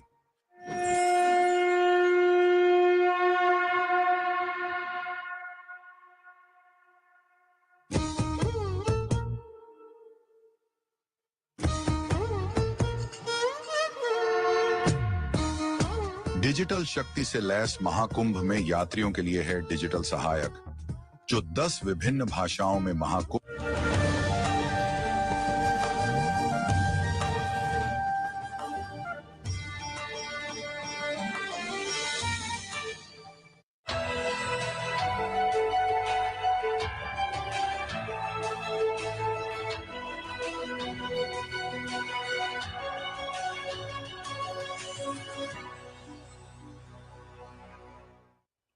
Good afternoon, viewers. Welcome to this post-budget analysis telecast on Sansad TV. I am Tina Jha. With me is my colleague Manoj Verma.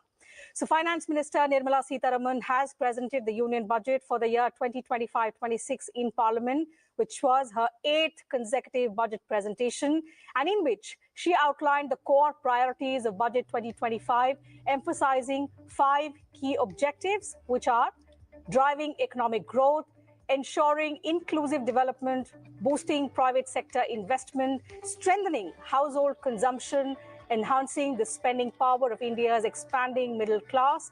The Finance Minister said this budget aims at transformative reforms in 6 areas, which include taxation, financial sector, the power sector, urban development, mining, and regulatory reforms. Also aiming to stimulate economic expansion, enhance infrastructure, improve governance and promote sustainable development across multiple sectors. She reiterated that these remain central to the government's agenda. We'll be talking about some of these broad objectives that the government has outlined in greater detail with distinguished experts who are joining us on the program. I'm delighted to welcome in the studio Dr. Priyadarshi Dash, Associate Professor at Research and Information System for Developing Countries, New Delhi. And also joining us virtually is Professor M.K. Agarwal, Professor of Economics, Lucknow University. अनुज? जी बिल्कुल, जाहिर तौर पे जिस तरह के ऐलान किए गए हैं इस वित्त बजट में, उसको लेकर अपेक्षा भी थी, और वित्त मंत्री जी ने जो इनकम टैक्स को लेकर 12 लाख का जो ऐलान किया, वो एक तरह से बड़ा तोहफा है।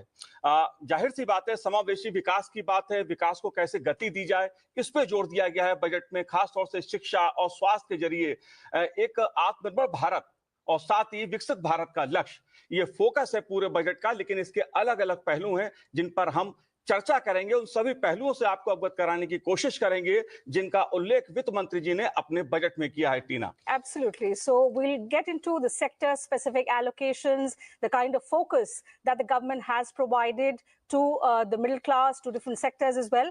But before that, let me get in the first reaction from the guest we have with us in the studio. Professor, your first thoughts on this budget. How do you see it building up on the budget which was presented soon after the election 6 months ago? I think you are right. The finance minister presented the budget which sort of prepares the blueprint for the Viksit Bharat. And this is a continuation of the stand they have taken in the last 4-5 years to prepare the country to meet the emerging challenges of meeting sustainable development, making a smooth energy transition towards clean and other areas, solar energy and other areas. So if I see the budget, this sort of tells that story in a very deeper way compared to the past. This time you see that they have gone into the sectors, infrastructure sectors that are crucial to maintain economic growth. जी. But at the same time, how to address the vulnerabilities that people are facing. We are growing, but we have price rises. By ensuring higher medical coverage, by bringing more life-saving drugs to the scheme, John Siddhi scheme and others. So there's a kind of blend of the growth objective with social security measures, taking into account the specific challenges faced by the manufacturing sectors, MSME sectors. So overall, the budget is more of a roadmap for the future India that we can visualize in the next 20-30 years. But of course, the immediate priority would be that people see that how the taxation reforms has happened. And it's a great relief for the people, at least up to 1 lakh of their income, they are not liable to pay any tax. So overall, it looks a balanced budget. So, it's a huge relief for the middle class, but that is one aspect, the taxation part that we'll come to in just a bit. Professor Agarwal, what would be some of the significant takeaways for you, particularly from this budget? Does it meet the expectations that all of us and the different sectors had from Finance Minister Nirmala Sitharaman? See, as far as expectation of different sectors, it is never completed, but whatever we discussed and whatever we aspired for the, taking the economy forward at very high pace, while taking all on board, that is the inclusive growth strategy and pushing the economy forward, we believe that whatever we discussed in the morning, that came true, whether it is for the middle class benefits. And in terms of middle class benefits, definitely it is the direct tax benefit. Other than that, there has been a procedural you can say smoothness that has been conducted. Senior citizens have been taken care of. Besides, if you are looking at the things through this, what has Nirmala Sitharaman has done is that is linking it with the growth strategy. It is not simply a dole out to the in terms of income tax. There have been indirect taxes also, whether it is the basic custom duty, etc. There has been a great relaxation. And all are being done with an aim to promote Atmanirbhar Bharat Abhiyan. For example, if custom duty has been relaxed on the cancer drugs or other drugs, so what is the objective? Objective is to promote drug manufacturing in India. So given this type of thing, we believe that the budget is very well packaged for inclusive growth strategy and developing new growth centers, whatever it is called, it is the growth engines that Nirmala Sitharaman has called. There are 4 growth engines she has defined through. And then efficient production structure that has been highlighted very well in this budget. So that is the hallmark. And it is in continuity with the earlier budget, whether it is for the 24-25 or even earlier budget, or it is linked with the next 5 to 10 budgets. You will find that it is the base or the ground for the next 5 to 10 budgets. You can read out what is going to come for the next few budgets. So I believe it is highly growth centric, highly it is equity oriented, and highly it is for the new growth momentum to be generated in the economy. So I believe it is a great source of inspiration for the further budgets. जी बिल्कुल, देश की अर्थव्यवस्था को गति देने वाला budget है और जैसा निर्मला सीतारमण जी ने अपने बजट में कहा कि समावेशी विकास को गति देगा ये बजट। सबका ख्याल रखा गया है इस बजट में। एक तरह से कहा जाए कि सभी वर्गों को कुछ ना कुछ देने का कोशिश की है निर्मला जी ने। मैं प्रोफेसर साहब आपसे जानना चाहूंगा, क्योंकि बात हम और दूसरे पहलू पर भी करेंगे, लेकिन बात मैं करना चाहता हूं ग्रामीण अर्थव्यवस्था की, किसानों की। क्योंकि अगर देखिए, चाहे मखाना बोर्ड के गठन की बात हो बिहार में, या कपास के किसान की चिंता हो, या किसान क्रेडिट कार्ड की बात हो, इन तमाम सेक्टर्स का निर्मला जी ने अपने बजट में ख्याल रखा है और अधिक से अधिक देने की कोशिश की है। क्योंकि ये बात सच है, क्योंकि हमारी जो कृषि है वो हमारी जीडीपी को ग्रोथ देने का काम करती है, उसे गति देने का काम करती है। आप कैसे देखते हैं इस पहलू को? नहीं, बिल्कुल आपकी बात से पूरी तरह से सहमत हूँ, क्योंकि एग्रीकल्चर सेक्टर को एक रेसिडुअल सेक्टर के हिसाब से नहीं मानना चाहिए। जी, हम ये नहीं बोल रहे कि एग्रीकल्चर को हमने कभी इंपोर्टेंस नहीं दिया है, लेकिन कभी कभी ये मान लिया जाता है कि वहाँ पे डिपेंडेंस ज्यादा है, शायद इसी तरह ही एग्रीकल्चर कंट्रीब्यूशन होगा। बट ये जो थोड़ा डीप थिंकिंग है इस बजट में, कॉटन बोर्ड, ये जो मखाना बोर्ड, ऐसा करके जो पोस्ट ऑफिस को एक ज्यादा तो रोल दिया गया है, मुद्रा स्कीम, ये जो स्कीम को प्रमोट करने के लिए विश्वकर्मा जो सब है उनको, तो ये एक तरीके से एक सॉर्ट ऑफ मॉनिटरिंग का अप्रोच रखा गया है कि जो स्कीम सरकार लागू करती है वह सही तरीके से इम्प्लीमेंट होता है कि नहीं ग्राउंड में, और अगर कुछ गैप्स रह जाता है तो शायद ये पोस्ट ऑफिस का जो 2.5 लाख जो सेवक होंगे जी, उनके थ्रू ये इंफॉर्मेशन गैदर कर सकते हैं कि प्रोग्राम का सक्सेस का पैटर्न क्या है, ये सच में मदद करता है कि नहीं to generate self employment other things. उसको छोड़ के जो एमएसएमई और जो स्टार्टअप को जो बढ़ावा दिया गया है, जो क्रेडिट गारंटी के जरिए वो दे रहे हैं, वो भी एक पॉजिटिव सिग्नल है। अगर आप इकोनॉमिक सर्वे देखेंगे लास्ट जो पीछे प्रेजेंट किया गया कल, उसमें ये बोला गया है कि urban demand has slowed down, लेकिन रूरल डिमांड अभी भी काफी फेवरेबल है, जो जिसके वजह से अभी कंजप्शन, ओवरऑल कंजप्शन जो इंडियन इकोनॉमी में वो अच्छा है। तो रूरल सेक्टर का ये जो मोमेंटम है, उसको मेरे ख्याल से बजट का जो ऑप्टिमिज्म जो क्रिएट किया गया है, खाली फाइनेंस दे देने से नहीं होगा, फाइनेंस का साथ जो इंसेंटिव का पैकेज करना था थोड़ा बहुत इसमें हुआ है, तो मेरे ख्याल से ये एक अच्छा दिशा दिखा रहा है। जी बिल्कुल टीना, जैसे देखा जाए कि दलहन के मामले में देश आत्मनिर्भर हो, दालों के मामले में देश आत्मनिर्भर हो, इस दिशा से भी एक 6 साल का मिशन शुरू करने की सरकार ने, वित्त मंत्री जी ने अपने बजट में घोषणा की है। टीना, You're right, Manoj. And since we're talking about agriculture, let me remind our viewers that in the budget that was presented soon after the elections in July, agriculture was among the top priorities in the list of 9 priorities that the government had announced. In this budget, we are seeing the consistent focus on the critical agriculture sector, which contributes significantly to the country's growth, also generates significant employment, very critical for the country's growth. Professor Agrawal, and towards agricultural focus, we're seeing a new scheme coming up, the Dhan Dhyan Krishi Yojana, which is going to cover 100 districts with low yields, modern crop intensity, and below average credit parameters. Now, how do you see this strengthening our efforts, the existing efforts of the government towards increasing productivity and at the same time increasing resilience? This is the strategy. You know, those who were outside the growth momentum of the nation or the economy. These were the outliers. Just look at it. These were the outliers, low productivity districts. Now they are being transformed into high productivity, high value addition crops. So that is the strategy, and this is you can say convergence. What we call in economics, it is the convergence moment. That is, those who have been lagging, they are given a big push so that they are moving with high growth, so that they can come up with the mainstream growth momentum.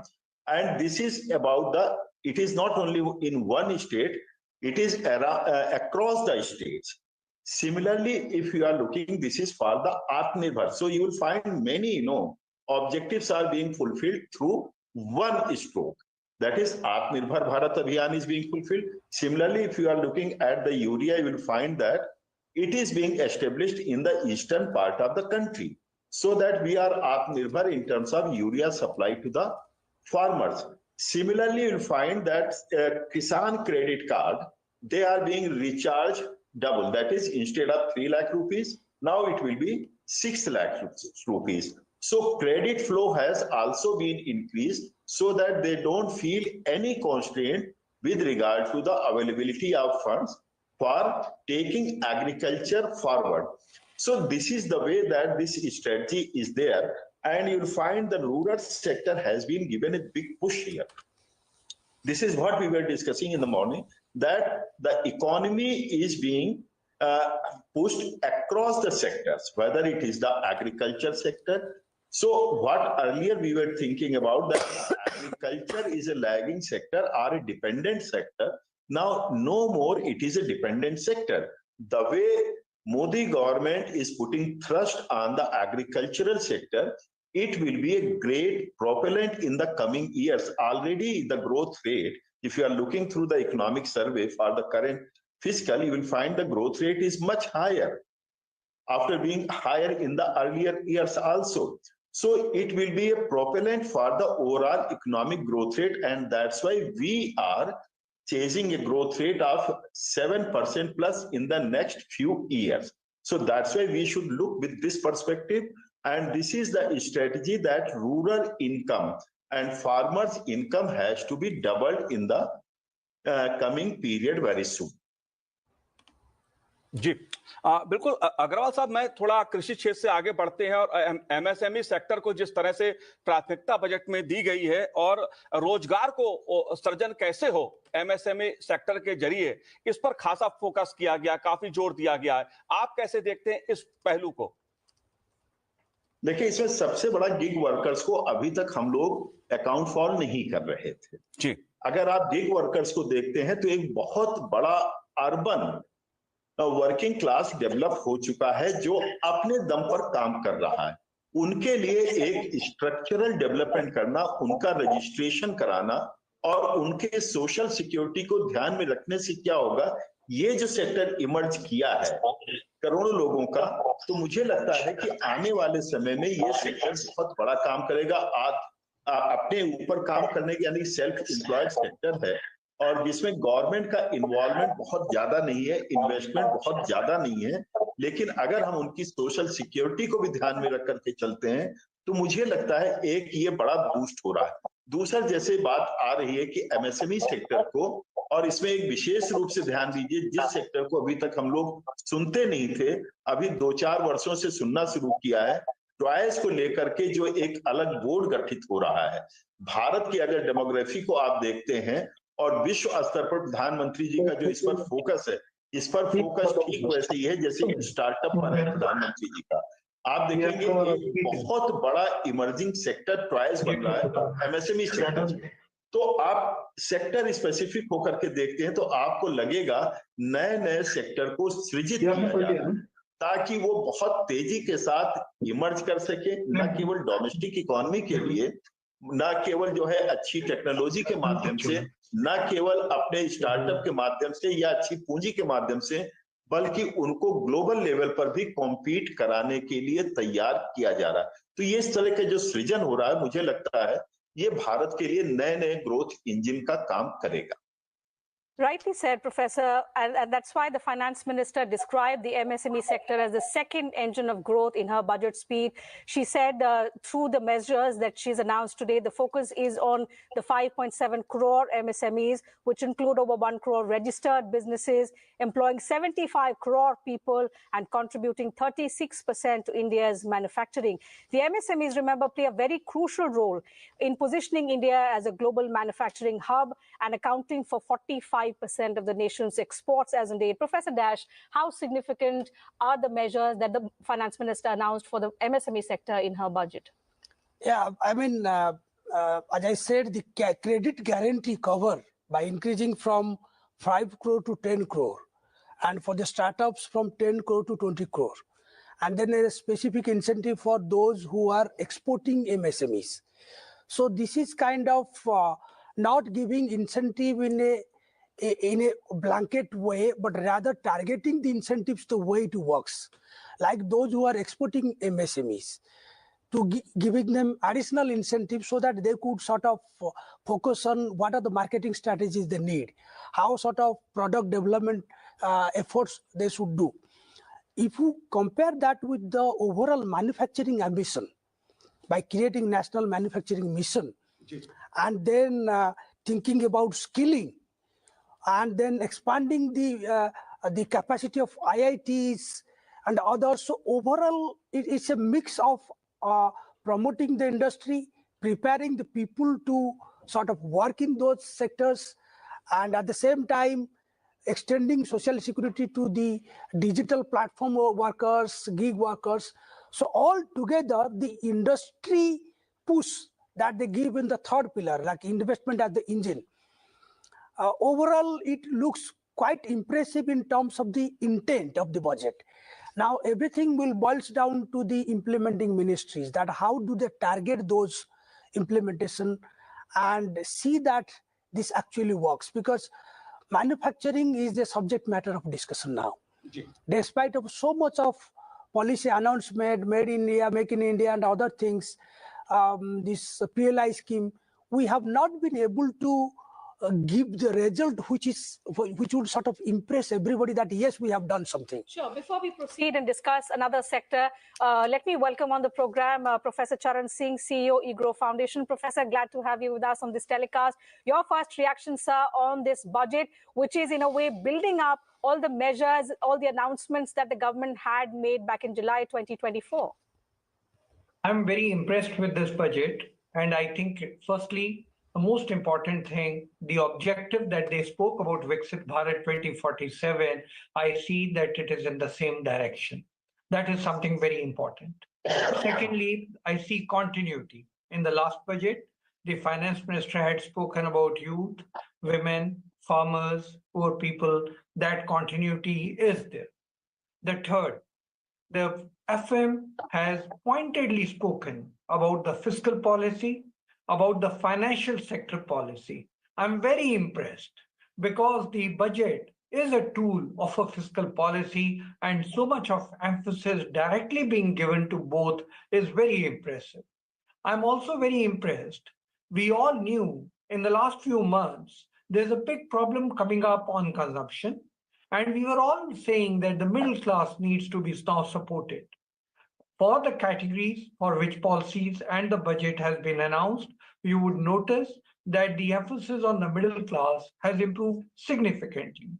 Consequent to that story on the middle class, the tax reforms, firstly, the ones which are being announced to be presented in the parliament next week, as well as the tax rates which have been announced today, specifically on senior citizens, and tax exemption for incomes less than 12 lakhs, I think is path-breaking. So the middle class has been catered to, and that means this government listens and they analyze, and whatever is possible, then they accommodate. With tax buoyancy taking place, little headroom available, I think the budget has done great justice to the objective of the middle class. Overall, I would say, given the situation of the economy, a slowdown that has happened, the government is trying to correct that, giving it an impetus on MSMEs, as you heard it. They have also been talking about female labor force participation, daycare centers and what all that's going to happen, as well as the last point I would like to mention in this is the trust factor. The trust factor is being emphasized, and I'm very happy with that, because in case you have trust on the private sector, then you can invite the private sector to shoulder work in Viksit Bharat March. Otherwise, for the public sector, yes, you can crowd in investment, capital expenditure can increase, which has increased. The fiscal deficit is in control, so rating agencies must be happy. The exchange rate will be in control. All that is being done. But the trust that is being now inspired through the private sector, I think is very, very good. So I'm very impressed.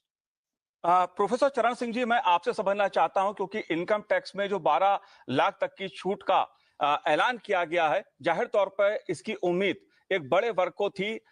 इस पहलू को आप कैसे देखते हैं और हमें विस्तार से बताएं कि इसका क्या प्रभाव पड़ेगा इकोनॉमी पर, लोगों के जीवन पर, क्योंकि एक वर्ग है देश में जो पिछले 10 साल में गरीबी रेखा से ऊपर उठा है। एक नया मध्यम वर्ग ऐसा है जो देश की अर्थव्यवस्था को गति दे सकता है, जिसकी तरफ सरकार बार बार इशारा कर रही है। आप कैसे देखते हैं इस पहलू को? देखिए, जो हमारा मध्य वर्ग है, ये कुछ वर्षों से आप जानते ही हैं, कुछ इन्फ्लेशन की मार थी और कुछ एम्प्लॉयमेंट का भी जोर था, अनएम्प्लॉयमेंट का, बेरोजगारी का आपने आंकड़ा देखा है। कल इकोनॉमिक सर्वे में आया है कि 6% से 3% पर आ गया है। इसका मतलब वहां पर भी, उस पहलू पे भी थोड़ा काम किया गया है, लोग रोजगार उनको मिल रहा है।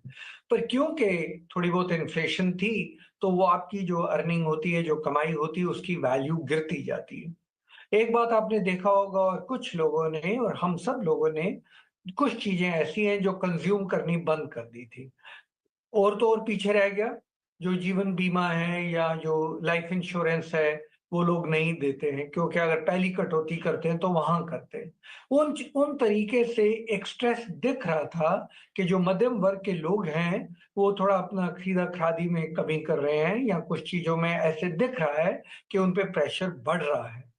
जबकि इन्फ्लेशन बढ़ रहा था, कीमतें बढ़ रही थी, आपकी आय में उस तरीके से कुछ कटौती होती जा रही थी, इरोजन हो रही थी, बच्चों की पढ़ाई का खर्चा, मेडिकल का खर्चा, ये सब बढ़ रहे हैं। अब आप क्या कर सकते हैं? तो जिस तरीके वित्त मंत्री ने आज सीधा 12 लाख पे कह दिया कि आपको टैक्स देने की जरूरत नहीं है, और स्टैंडर्ड डिडक्शन 75,000 का, इसका मतलब 12,75,000 तक टैक्स देने की जरूरत नहीं है। ये मध्य वर्ग के लोग, कुछ तो जैसे आपने कहा कि लो इनकम ग्रुप से या पॉवर्टी रेखा से ऊपर आ रहे थे, पर कुछ जो ऐसे थे जिनको एम्प्लॉयमेंट का चैलेंज आ रहा था या इन्फ्लेशन का चैलेंज आ रहा था, उस मध्य वर्ग के जो लोग हैं, उनके हाथ में भी कैश ज्यादा आ गया।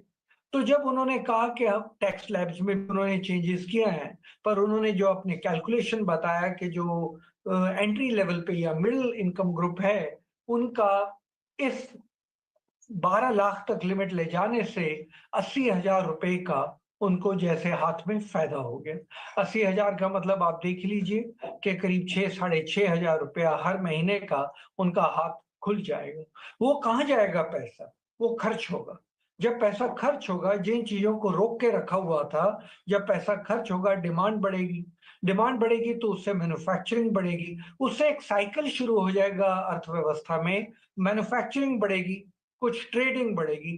तो जो पिछले सेकेंड क्वार्टर में 5.4% ग्रोथ आया था, जो हमारे अनुमान से काफी कम था, उस अनुमान के कारण कंजम्पशन के प्रेशर दिख रहा था, उसको इन्होंने रेक्टिफाई किया है।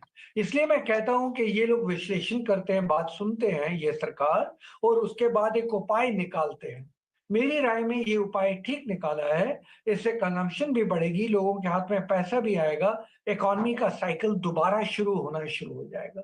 मेरी राय में ये कदम बहुत अच्छा हुआ है। और जो लिमिट इन्होंने 12 लाख पे रखी है, वो भी बड़ी अच्छी लिमिट रखी है। आप कह सकते थे 6 से 9 कर सकते थे, 6 से 10 कर सकते थे, पर जिस तरीके इन्होंने लिमिट रखी है, उसको बड़ा अनुमान लगा के रखी है कि 80,000 रुपए का फायदा एक पुरुष महिला को मिल जाएगा जो कमा रहे हैं, उससे इकॉनमी को कितना फायदा होगा। तो मैडम ने ऑनरेबल एफएम ने कहा कि ये सारी जो हम लोग इनकम टैक्स पे रियायतें दे रहे हैं उसका हम लोगों को कितना एक चोट पड़ रही है। पर क्योंकि टैक्स बॉयंसी है, जीएसटी का रेट अच्छी रफ्तार से आगे बढ़ रहा है, हम लोग इसको अफोर्ड कर पाए हैं। You're right, Professor. So while you know that increased income tax exemption, Professor Dash, provides a massive welcome relief to the middle class who's rejoicing, the markets have turned red to this kind of announcement. What are the implications that you see in the coming days of this measure, which benefits the middle class, and they had been anticipating, demanding this from the finance minister, but on the government's purse, on the markets? See, I think we have to see it holistically. On the fiscal front, the macroeconomic management has been good, as she reiterated in the budget, that the fiscal consolidation will continue. But if you see the media coverage in the last, on the run-up to the budget, there have been a few concerns as well, that the wage has not grown the way it should have increased. I'm not going into the statistics, whoever has written, that may be subject to methodology and data they have used. Urban demand has gone down. Yes. So the multiplier role that the consumption demand that will play in fueling growth, along with the capex, it is going to happen, as Dr. Singh mentioned. But the whole thing would depend on how are they sort of managing the burden on the exchequer. The burden on the exchequer is that the pay commission has been announced. Now, in 1 year down the line, there will be a large payout. So there is a lot of optimism that it will go into 2.57 more than 2.57 than seventh pay. So the fiscal room that the government is enjoying now probably will not worsen, but it kind of be a situation where they have to choose what sort of incentives they can offer. But otherwise, the consumption is going to increase because the disposable income will increase because of this thing, because you are not paying more in terms of the tax. So there is less leakage from your income. So you will spend more. Capex is generating more income anyway, because that is project expenditure and building of infrastructure. So overall, it looks quite favorable on the consumption side. So investment and the consumption, the two critical enablers of the economy, for the time being looks quite favorable. Now, how the global uncertainty will play out, how will be the response of the Trump administration to some of the things that the Biden Trump administration has indicated in terms of tariff and other things. So if those things doesn't escalate, and the global uncertainty sort of meddle down or sort of precipitate around what has been already mentioned or what has been highlighted through the World Economic Outlook by IMF and World Bank outlook, then I think domestic economy will be on the rail, on the track. Not much mismanagement is going to happen in that way. Right. So we're going to keep discussing about some of the other important announcements made by the finance minister in her speech this morning. But for those of you who missed listening to her 1.5 hour long speech, here is a quick highlight of some of the important announcements made by the finance minister in her 8th consecutive budget. Vikasit Bharat encompasses zero poverty, 100% quality good school education, access to high quality, affordable and comprehensive healthcare, 100% skilled labor with meaningful employment, 70% women in economic activities, and farmers making our country the food basket of the world.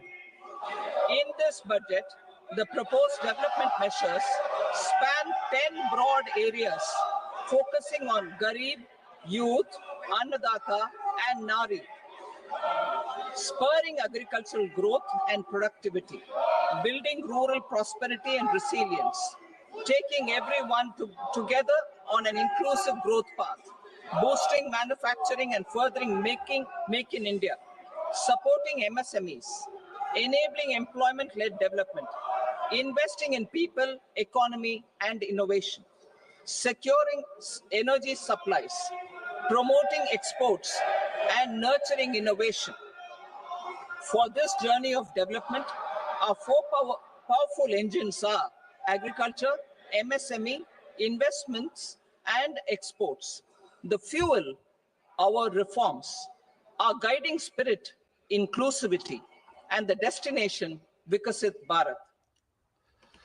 जाहिर तौर पे जिस तरह निर्मला जी ने अपने budget में इस बात का जिक्र किया कि सरकार का फोकस पिछले 10-11 वर्षों में खास तौर से गरीब कल्याण योजनाओं पर रहा है, यूथ पे रहा है, अन्नदाता को किस तरह से आर्थिक दृष्टि से मजबूत किया जाए, इसका फोकस भी इस बजट पे देखने को मिलता है। पहले भी इस तरह की जो हमें देखने को मिला है, और साथ ही नारी शक्ति को किस तरह से आर्थिक सामाजिक दृष्टि से मजबूत किया जाए, इस बार भी उस पर फोकस रखा गया है। निर्मला जी ने इसका जिक्र किया। प्रोफेसर चरण सिंह जी, मैं आपसे और समझना चाहूंगा, खासतौर से जो 12 लाख की इनकम टैक्स का मुद्दा है, मैं इसलिए इस पर चर्चा करना चाहता हूं, समझना चाहता हूं, क्योंकि एक देश में एक सर्विस क्लास है जिसको लंबे समय से बहुत अपेक्षाएं थी। सरकार ने जीएसटी जैसा सुधार किया, सरकार के पास पैसा भी आया, और सरकार ने उस पैसे को एक अपने खजाने को, एक तरह से मैं कहूं राजकोषीय घाटा एक चुनौती है, लेकिन साथ ही देने की भावना जो है सरकार की, वो दिखाई देती है। आप कैसे देखते हैं जो सर्विस क्लास है? 8वां वेतन आयोग भी सरकार ने अनाउंस किया है। बिल्कुल, सरकार ने 8वां वेतन आयोग अनाउंस किया है, तो उससे भी तो मिडिल क्लास को फायदा हो ही रहा है। उसके ऊपर हाउसिंग जो इन्होंने प्रधानमंत्री ग्रामीण और प्रधानमंत्री अर्बन हाउसिंग स्कीम्स अनाउंस की, उसमें भी फायदा हुआ। उड़ान स्कीम जो किया है, और अभी इस बार के बजट में भी किया है, जहां वो कह रहे हैं कि 120 और एयरपोर्ट्स बनेंगे और उड़ान स्कीम का फायदा होगा। सो जो हवाई चप्पल से हवाई जहाज की जो स्कीम थी वो भी हुई। उसके अलावा जो आयुष्मान स्कीम्स निकाली, जो इंश्योरेंस स्कीम्स निकाली, वो सब, और मुद्रा लोन में जैसे लिमिट बढ़ाया, वो सारा एक मिडिल इनकम ग्रुप को ही एड्रेस कर रहा है। और मेरी राय में हम ठीक कह रहे हैं कि मतलब जिस तरीके का बजट से पहले काफी लोग कह रहे थे कि मिडिल क्लास को नहीं मिल रही है राहत और वो कंजम्पशन पे इम्पैक्ट दिख रहा है, वो ठीक बात है। पर क्योंकि ये बात सामने आई और क्योंकि थोड़ा स्लो डाउन इकोनॉमी में सेकंड क्वार्टर में स्पेशली हुआ, तो सरकार ने उसका रेमेडियल मेजर निकाला, जिसके नीचे ये जो 12 लाख की बात हुई। अब जो डायरेक्ट टैक्स कोड की बात आ रही है, जो अगले हफ्ते कह रहे हैं कि हम लोग अनाउंस करेंगे, उसमें भी जो समझ में आ रहा है कि सिंप्लीफाइड होगा, कॉम्प्लायंसेस भी सिंप्लीफाइड होंगी, और स्टैंडर्ड डिडक्शंस के अलावा जो बाकी के डिडक्शंस आती थी जो कॉम्प्लेक्स कर देती थी टैक्स सिस्टम को, वो सारी जैसे वो रैशनलाइज कर दी जाएगी। उससे टैक्स सिस्टम एकदम सिंपल हो जाएगा। एक साइड में जो कंप्लायंस का डर था कि इतना अनसर्टेनिटी रहती है टैक्सेस में, इतने टैक्स के स्लैब्स हैं, इतने उसमें डिडक्शंस हैं, उनको आप एक किस्म का कंफ्यूज ही रहते हैं कि कहाँ पे मुझे किस उसके नीचे राहत मिल सकती है। वो सारी चीजें सिंप्लीफाई कर दी जाएंगी अगले हफ्ते। तो उससे दो तरीके से एक मिडिल इनकम जो ज्यादातर टैक्स का बर्डन हैंडल करता है, उनको फायदा होगा। एक तो टैक्स का अमाउंट कम हो गया क्योंकि डिडक्शन बढ़ गई। उसके बाद टैक्स स्लैब्स रिवाइज कर दिए गए, और टैक्स स्लैब्स भी जो रिवाइज किए गए वो बड़ा सिंपल से कर दिए गए। 4 लाख रुपए तक नील है, 4 से 8 5 है। देखिए अब मल्टीपल ऑफ 5 पे चल रहा है, बड़ा सिंपल चल रहा है। 4 से 8 5 है, 8 से 12 10, 12 से 16 15, 16 से 20 20, 20 से 24 25 और अबव 24 लाख 30% है। टैक्स कलेक्शन तो करना है, टैक्स कलेक्शन जरूरी है। टैक्स कलेक्शन के कारण आप फिर आगे एक्सपेंडिचर, सब्सिडीज ये सब दे सकते हैं। वैसे भी जो टैक्स कलेक्शन हमारे देश में है, कुल मिलाकर income tax, GST, corporation, local taxes, state government taxes, कुल मिलाकर 17% ऑफ जीडीपी बनते हैं। विदेश में जिस अमेरिका से हम लोग हमेशा अपने आप को कंपेयर करते हैं, वहां पर 35% ऑफ जीडीपी का टैक्स कलेक्शन है। स्वीडन वगैरह में 40% से ज्यादा है, हमारे यहाँ पे 17% है। सो टैक्स कलेक्शन तो करना है, क्योंकि हम लोगों ने जो पहले ऋण ले रखा है उस पे भी इंटरेस्ट पे करना है, सब्सिडी है, सरकार चलनी है, पुलिस फौज सब चलना है, तो टैक्स कलेक्शन तो करना है। पर उसमें जो थोड़ी सी गुंजाइश जीएसटी के बॉयंसी से मिल रही है, टैक्स एडमिनिस्ट्रेशन की बेटर टैक्स एडमिनिस्ट्रेशन से मिल रही है, वो सब का लाभ फिर अभी मिडिल इनकम ग्रुप को दिया जा रहा है। जिस हद तक दिया जा रहा है, जैसे कहते हैं जितनी चादर है उतना ही आप पैर पसार सकते हैं, तो मुझे लगता है कि हाँ, आप कह सकते हैं कि 18 लाख क्यों नहीं किया है, या टैक्स स्टैंडर्ड डिडक्शन क्यों नहीं बढ़ा दिया है। पर मैं बार बार एक बात कहता हूँ, जितनी हमारी टैक्स कलेक्शन है, जो हमारे कंपल्सरी एक्सपेंडिचर हैं, उन सबको मद्देनजर रखते हुए आप उतना ही कर सकते हैं जितनी आपकी चादर है। तो मेरी राय में ये उस मुताबिक ही किया गया और उतना ही किया गया है। एक बात मैं और आपको कहनी चाहूंगा, जो मेरा इन सरकार के साथ थोड़ा बहुत एक्सपीरियंस रहा है, और खास करके कोविड के टाइम पे, और मैं एक अर्थशास्त्री होने के नाते कोविड के टाइम पे बोल रहा था दिल खोल के आप थोड़ा सपोर्ट करिए, पर उस टाइम पे सरकार से मुझे मैसेज आया था कि अगर बुखार 102 है और 2 क्रॉसिंग की जरूरत है तो 2 ही दी जाएगी, 4 नहीं दी जाएगी। मैंने ये देखा है कोविड के टाइम भी, जितना दवाई की जरूरत है और जितनी नौबत है उतनी दी जाती है, क्योंकि हमारी चादर उतनी है, हम ज्यादा पैर पसार नहीं सकते हैं। वो एक चीज मैं आज तक देख रहा हूँ। कैपिटल एक्सपेंडिचर बढ़ाना है, वो भी जरूरी है, उसका मल्टीप्लायर इफेक्ट है, वो क्राउडिंग इन करता है, वो भी बढ़ाना है। साथ में मिडिल इनकम को थोड़ा राहत भी देनी है, साथ में कॉन्टिन्यूटी रखनी है एग्रीकल्चर सेक्टर, फार्मर्स के लिए, पुअर पॉपुलेशन के लिए, वो भी हमने कायम रखना है। ये सारी चीजों का एक मेल जोल, बैलेंस्ड अप्रोच करके जो हो रहा है, वो मुझे ठीक लग रहा है। अगर आप टैक्स कलेक्शन देखेंगे तो जो आप कह रहे थे ना अभी कि मार्केट क्यों नीचे गिर रही है, देखिए अगर टैक्स कलेक्शन देखेंगे, ये नहीं कि इनकम टैक्स एकदम क्रैश कर गया है। इनकम टैक्स में भी अगर आप ध्यान से देखें तो जो रिवाइज्ड एस्टिमेट्स हैं, रिवाइज्ड एस्टिमेट का आंकड़ा है 12,57,000 करोड़ का है, और वो बढ़कर 14,38,000 करोड़ तक आ रहा है। मतलब ये नहीं कि इनकम टैक्स में आप लुट रहे हैं, वैसी बात नहीं हुई है। तो मुझे लगता है कि अगर इस टाइम पे मार्केट थोड़ा रेड में जा रही है, जैसे जैसे वो आंकड़ों का विश्लेषण करेंगे वो देखेंगे कि बैलेंस्ड है। जहां तक जीएसटी का सवाल है, जीएसटी तो अपनी बॉयंसी कर ही रहा है। अब आपका सवाल ये हो सकता है कि टैक्स कलेक्शन इतना अच्छा कैसे हो रहा है, सब ठीक ठाक है कि आंकड़ों में कुछ आर्टिफिशियल बॉयंसी डाली गई है? नहीं, टैक्स एडमिनिस्ट्रेशन बहुत अच्छा हुआ।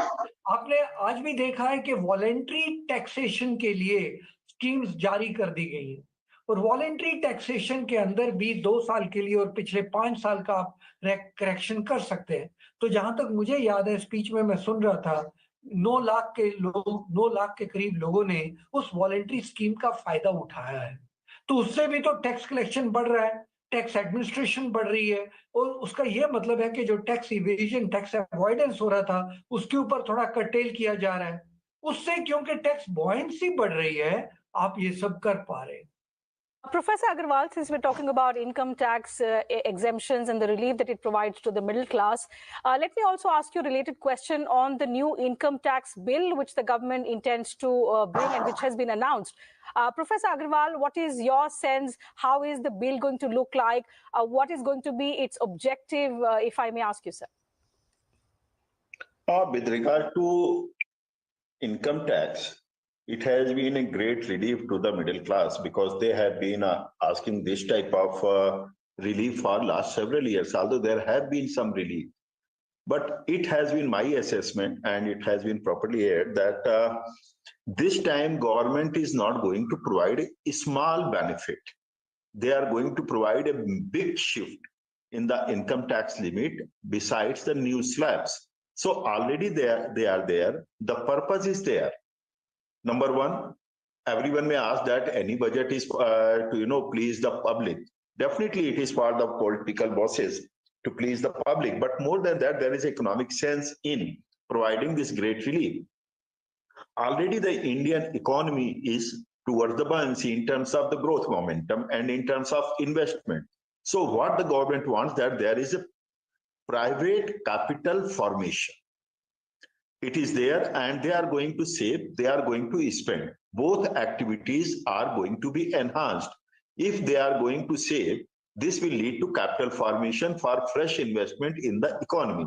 Secondly, if they are going to spend, this will boost the demand in the economy, and Indian economy is now blessed because of its large population and because of the possibility of demographic dividend that Indian economy may benefit. So this may invite foreign investment also, because the foreign players are looking for a safe haven when there is a growth possibility. So Indian economy in the current global perspective, it is only the Indian economy that has a very big market as well as big investment opportunity. So that's why this income, because Nirmala Sitharaman ji, when she was deliberating upon this, she was definitely articulating this type of approach, that this is not simply a relief to the middle class. Simultaneously, middle class may contribute through their spending, through their savings for the investment, and this will generate new growth momentum in the economy. So this is a great relief. Besides that, what is more, that there are two more things that should be linked again with the growth. One is in terms of rent earnings. There has been raising the limit from 2.4 lakhs to 6 lakhs. Secondly, there has been a raising in the income ceiling for the senior citizens for TDS. So both will lead to, in terms of the savings, capital formation, as well as expenditure. And where it will lead to expenditure by the things, it will generate investment in the real sector, and real sector generates employment in the unorganized sector. Besides, it generates demand at the masses level.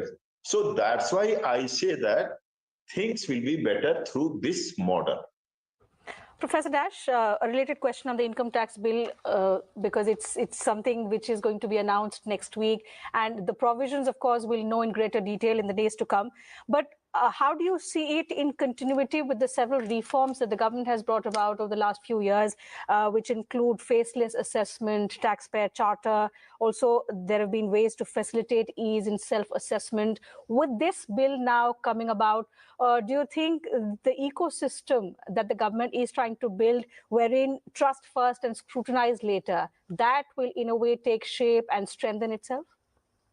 I strongly agree, because what the economy survey yesterday emphasized, if you want to imagine an economy which is promoting market deregulation,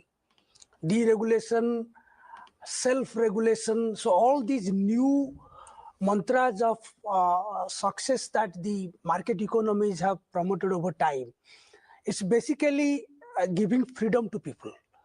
So what you emphasized is not a one-off reform that has happened. Over time, the Indian tax administration has learned that you cannot go with a carrot and stick approach. You can only mop up higher tax revenue if the people are convinced that they are contributing to the development by paying taxes. So that has been the convincing factor in the last several budget speeches. In fact, Finance Minister herself has given 8 budgets. So over time, they have prepared people to take the responsibility to pay tax. And we have seen enough of digital technology applications in income tax simplification. So both have made it so easy for people. So that they realize that they are not burdened to pay tax.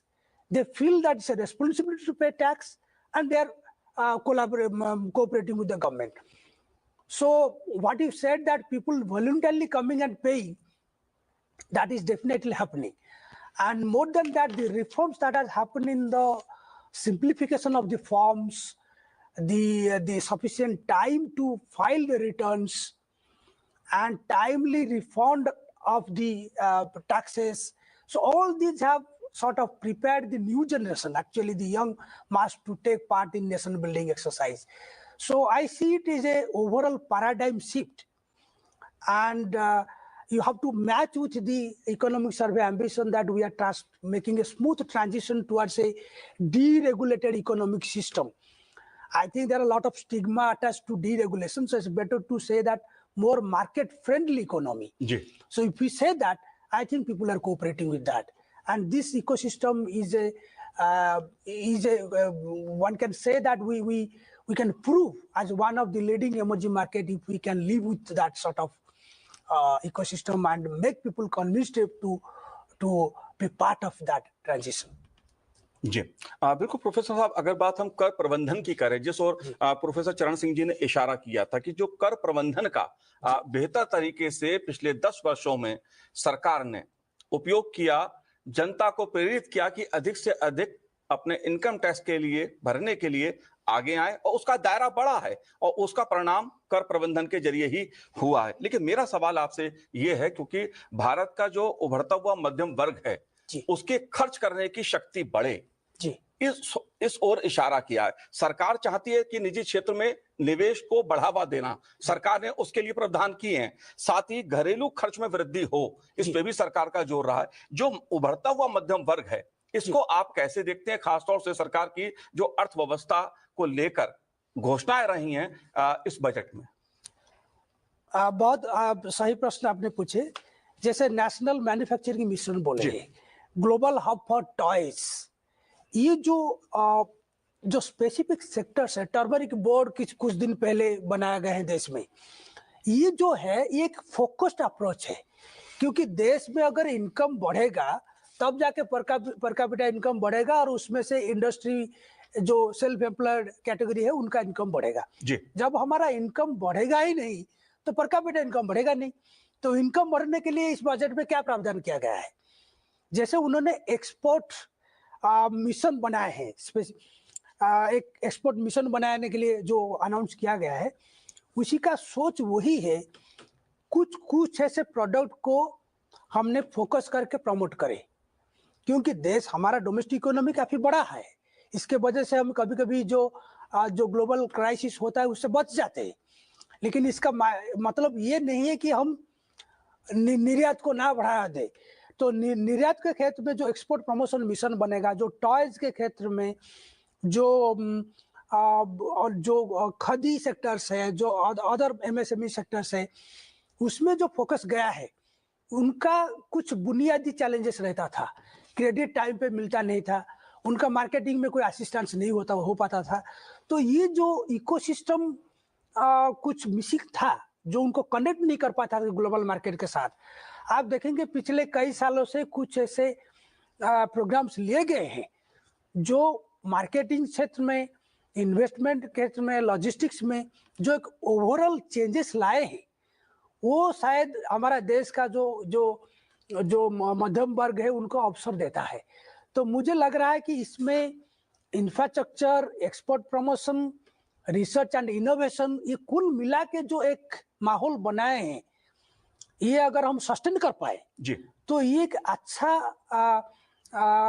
एक दिशा दिखाता है और एक optimism मतलब young मास को दे सकता है कि आप देश में कुछ अपना उद्यम कर सकते हैं, आप एंटरप्रेन्योर बन सकते हैं, आप जॉब क्रिएट कर सकते हैं। इस टाइप का एक बहुत बड़ा प्रोत्साहन मिल सकता है। लेकिन एक बजट है, 1 साल के लिए वो एलोकेशन होता है, आगे कैसे होगा ये सारा डिपेंड करता है कि हम कैसे उसको लागू करें और लोगों का इसमें भागीदारी कितने रहे और मार्केट कितना सपोर्ट करता है। जैसे प्रोफेसर सिंह बोल रहे थे, private sector has to play a very big role in this.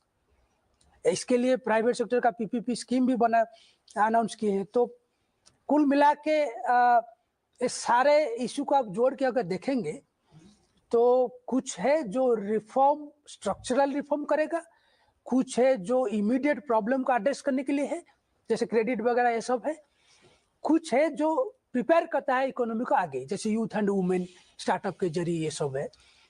तो मेरे ख्याल से इसी तरह हम सोच सकते हैं। Right. So we will talk about some of these reforms that you're indicating to. What are some of the measures that have been announced to enhance participation of the private sector, particularly in our growth story? At the same time, how have the other sectors gained, for example, the infrastructure sector, the financial sector? So the discussions with our guests is going to continue. But for now, we'll have to move to Rajya Sabha to witness the live proceedings in the upper house. Do stay tuned.